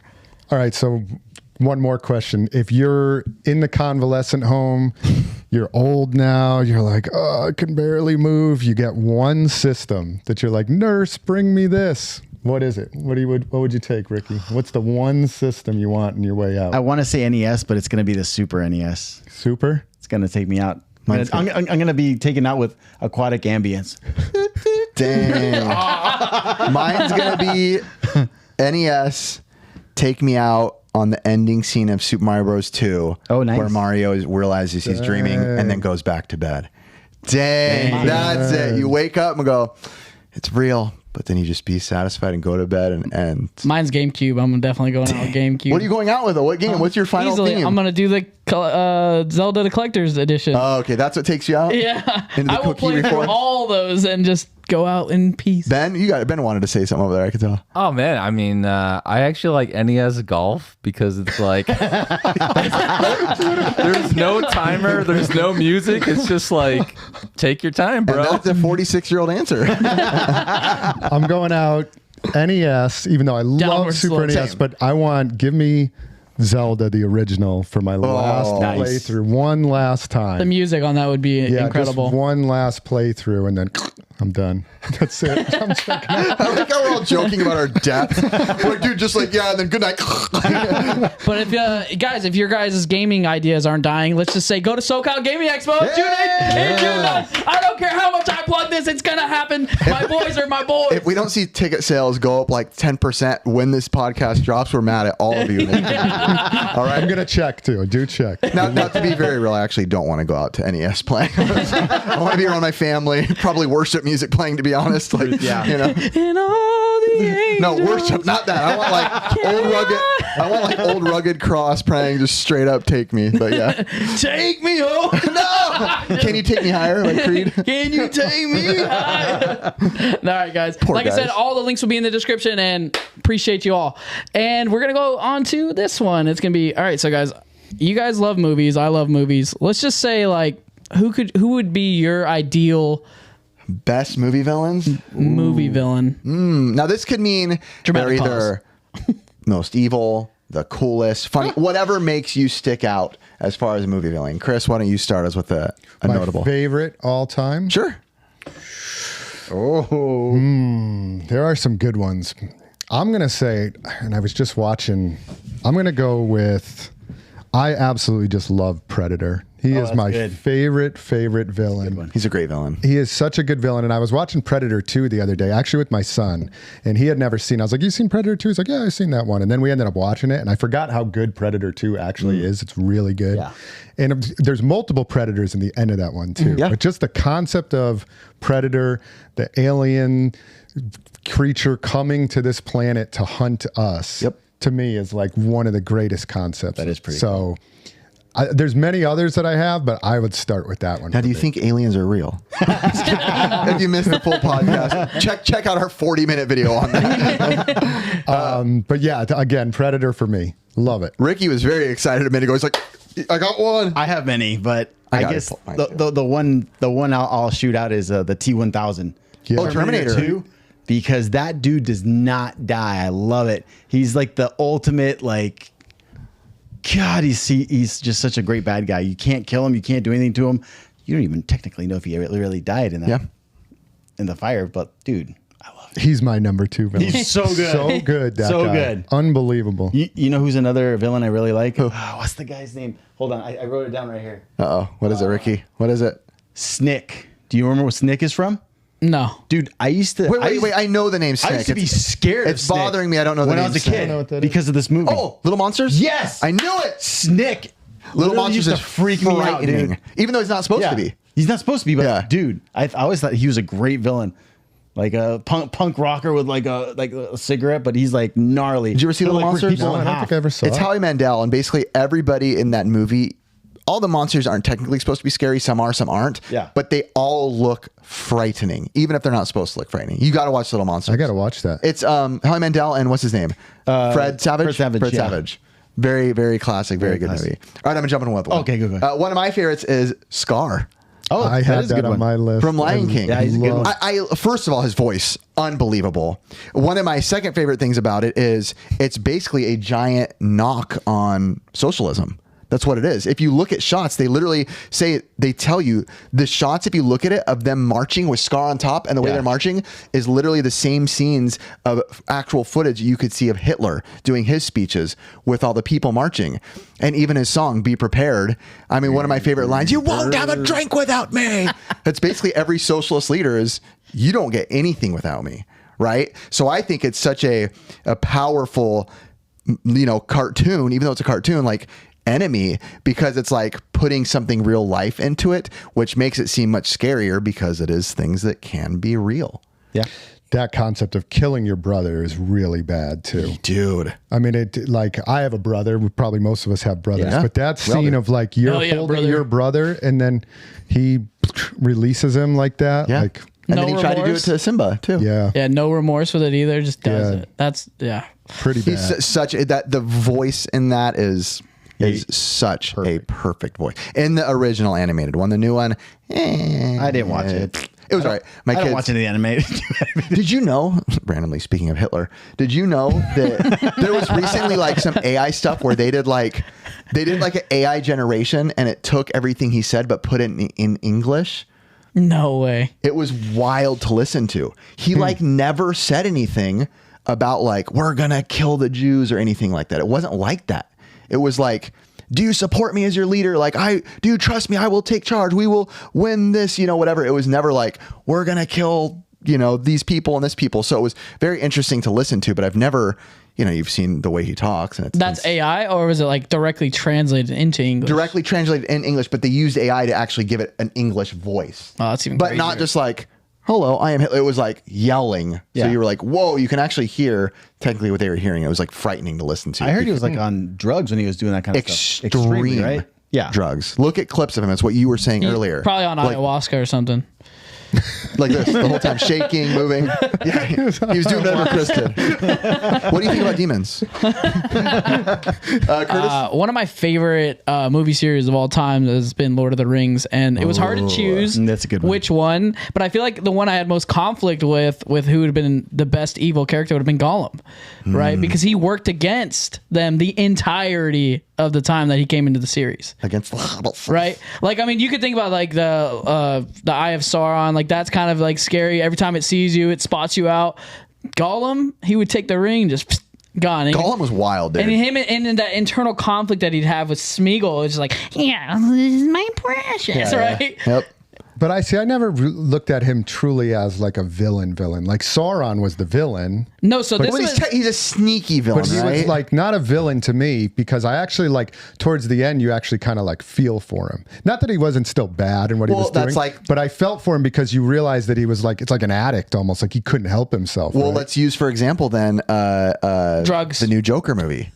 Right? It's kind of the same thing. You kind of be like, oh, I get it. He's pretty much bullied with into Joaquin this. Phoenix's? Doesn't make you be like, he's not, obviously he's evil and horrible, but at the same time, it's like you hear a little bit of backstory and go, oh, I guess, he was kind of pushed into, but in reality, of course, it doesn't excuse serial killers, murders. But I mean, like, it's like what you give somebody power and what they do with it and what it does to you. That's what pretty much created Gollum, right? Yeah, and I actually like those villains like the Joker and Gollum like Yeah, that, yeah. where you actually can kind of like relate at the end. Like you're like, oh, I understand why you did this. He's not only just like a just an evil creature or like a innocent creature, but he's just his embodiment of what society has given him. The other one I throw into that boat, and one of my favorite villains too, is Thanos. Because Oh, yeah. like when he was bad, of course, he like killed half the universe.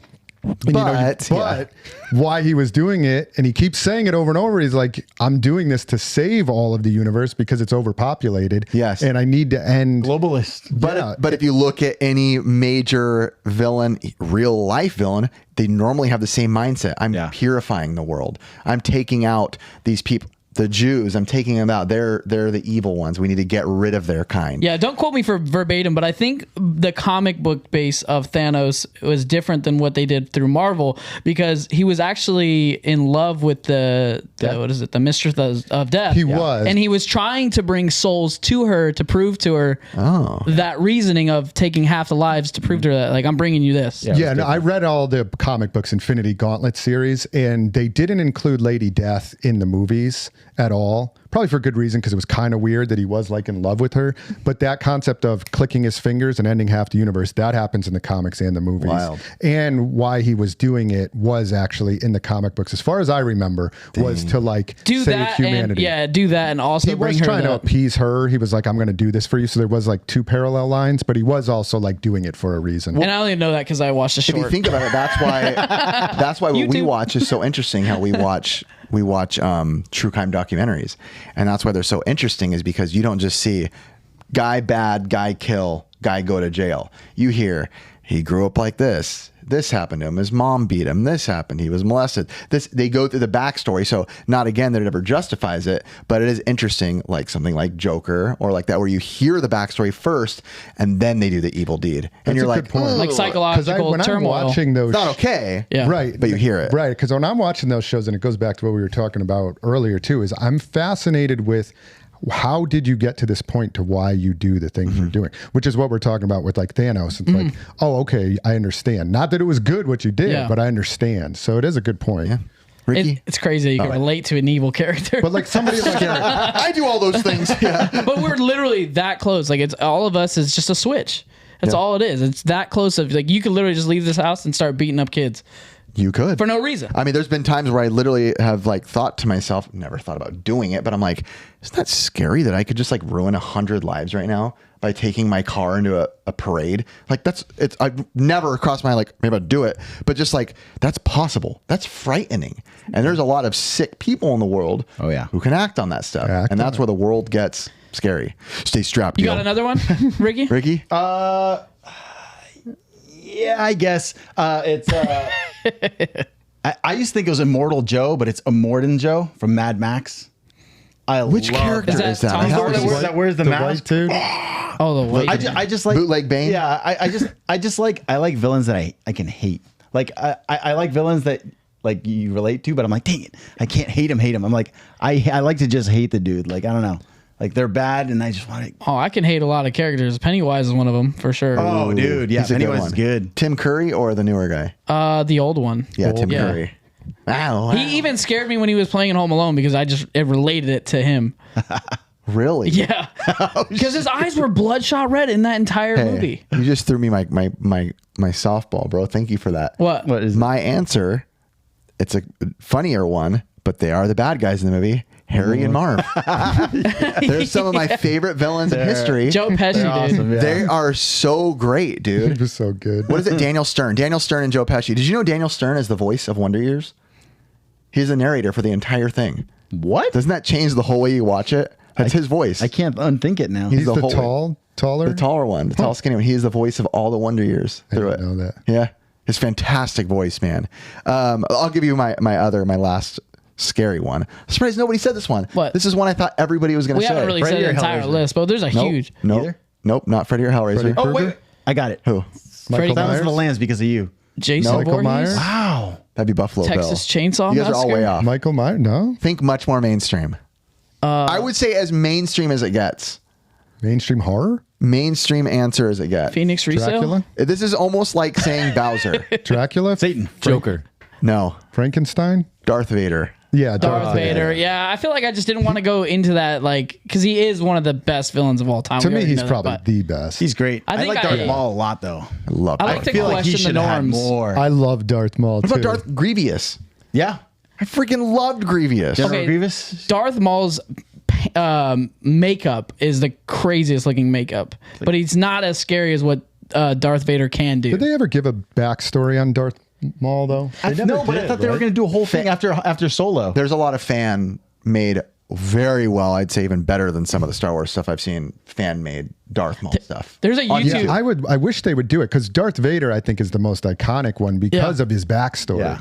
and he is kind of relatable too because you're like, oh Yeah, like we've all killed younglings. I'm trying to think of the YouTube. Like they based. had horrible stuff done to him, like when his legs are burnt off. And Oh, yeah. you're like, oh, all right. I was trying to think of the kinda get YouTube it. that like where they pretty much rewrite these scripts to make them their backstories even better. Yeah.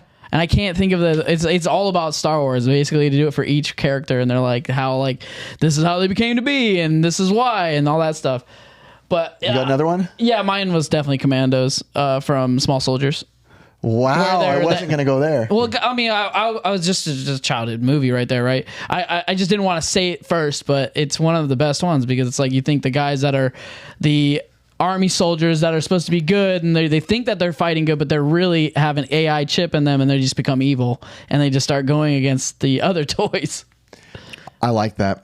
I think of movies that are like, I mean, I know this it like counts, but it doesn't count, but movies that are made after real life stories, right? Like Boy in the Striped Pajamas or stuff about wars or stuff about, whatever it is. It's like, because those, I feel like Ricky said, you find yourself hating, which isn't good. I know it's not good, But you find yourself hating certain things.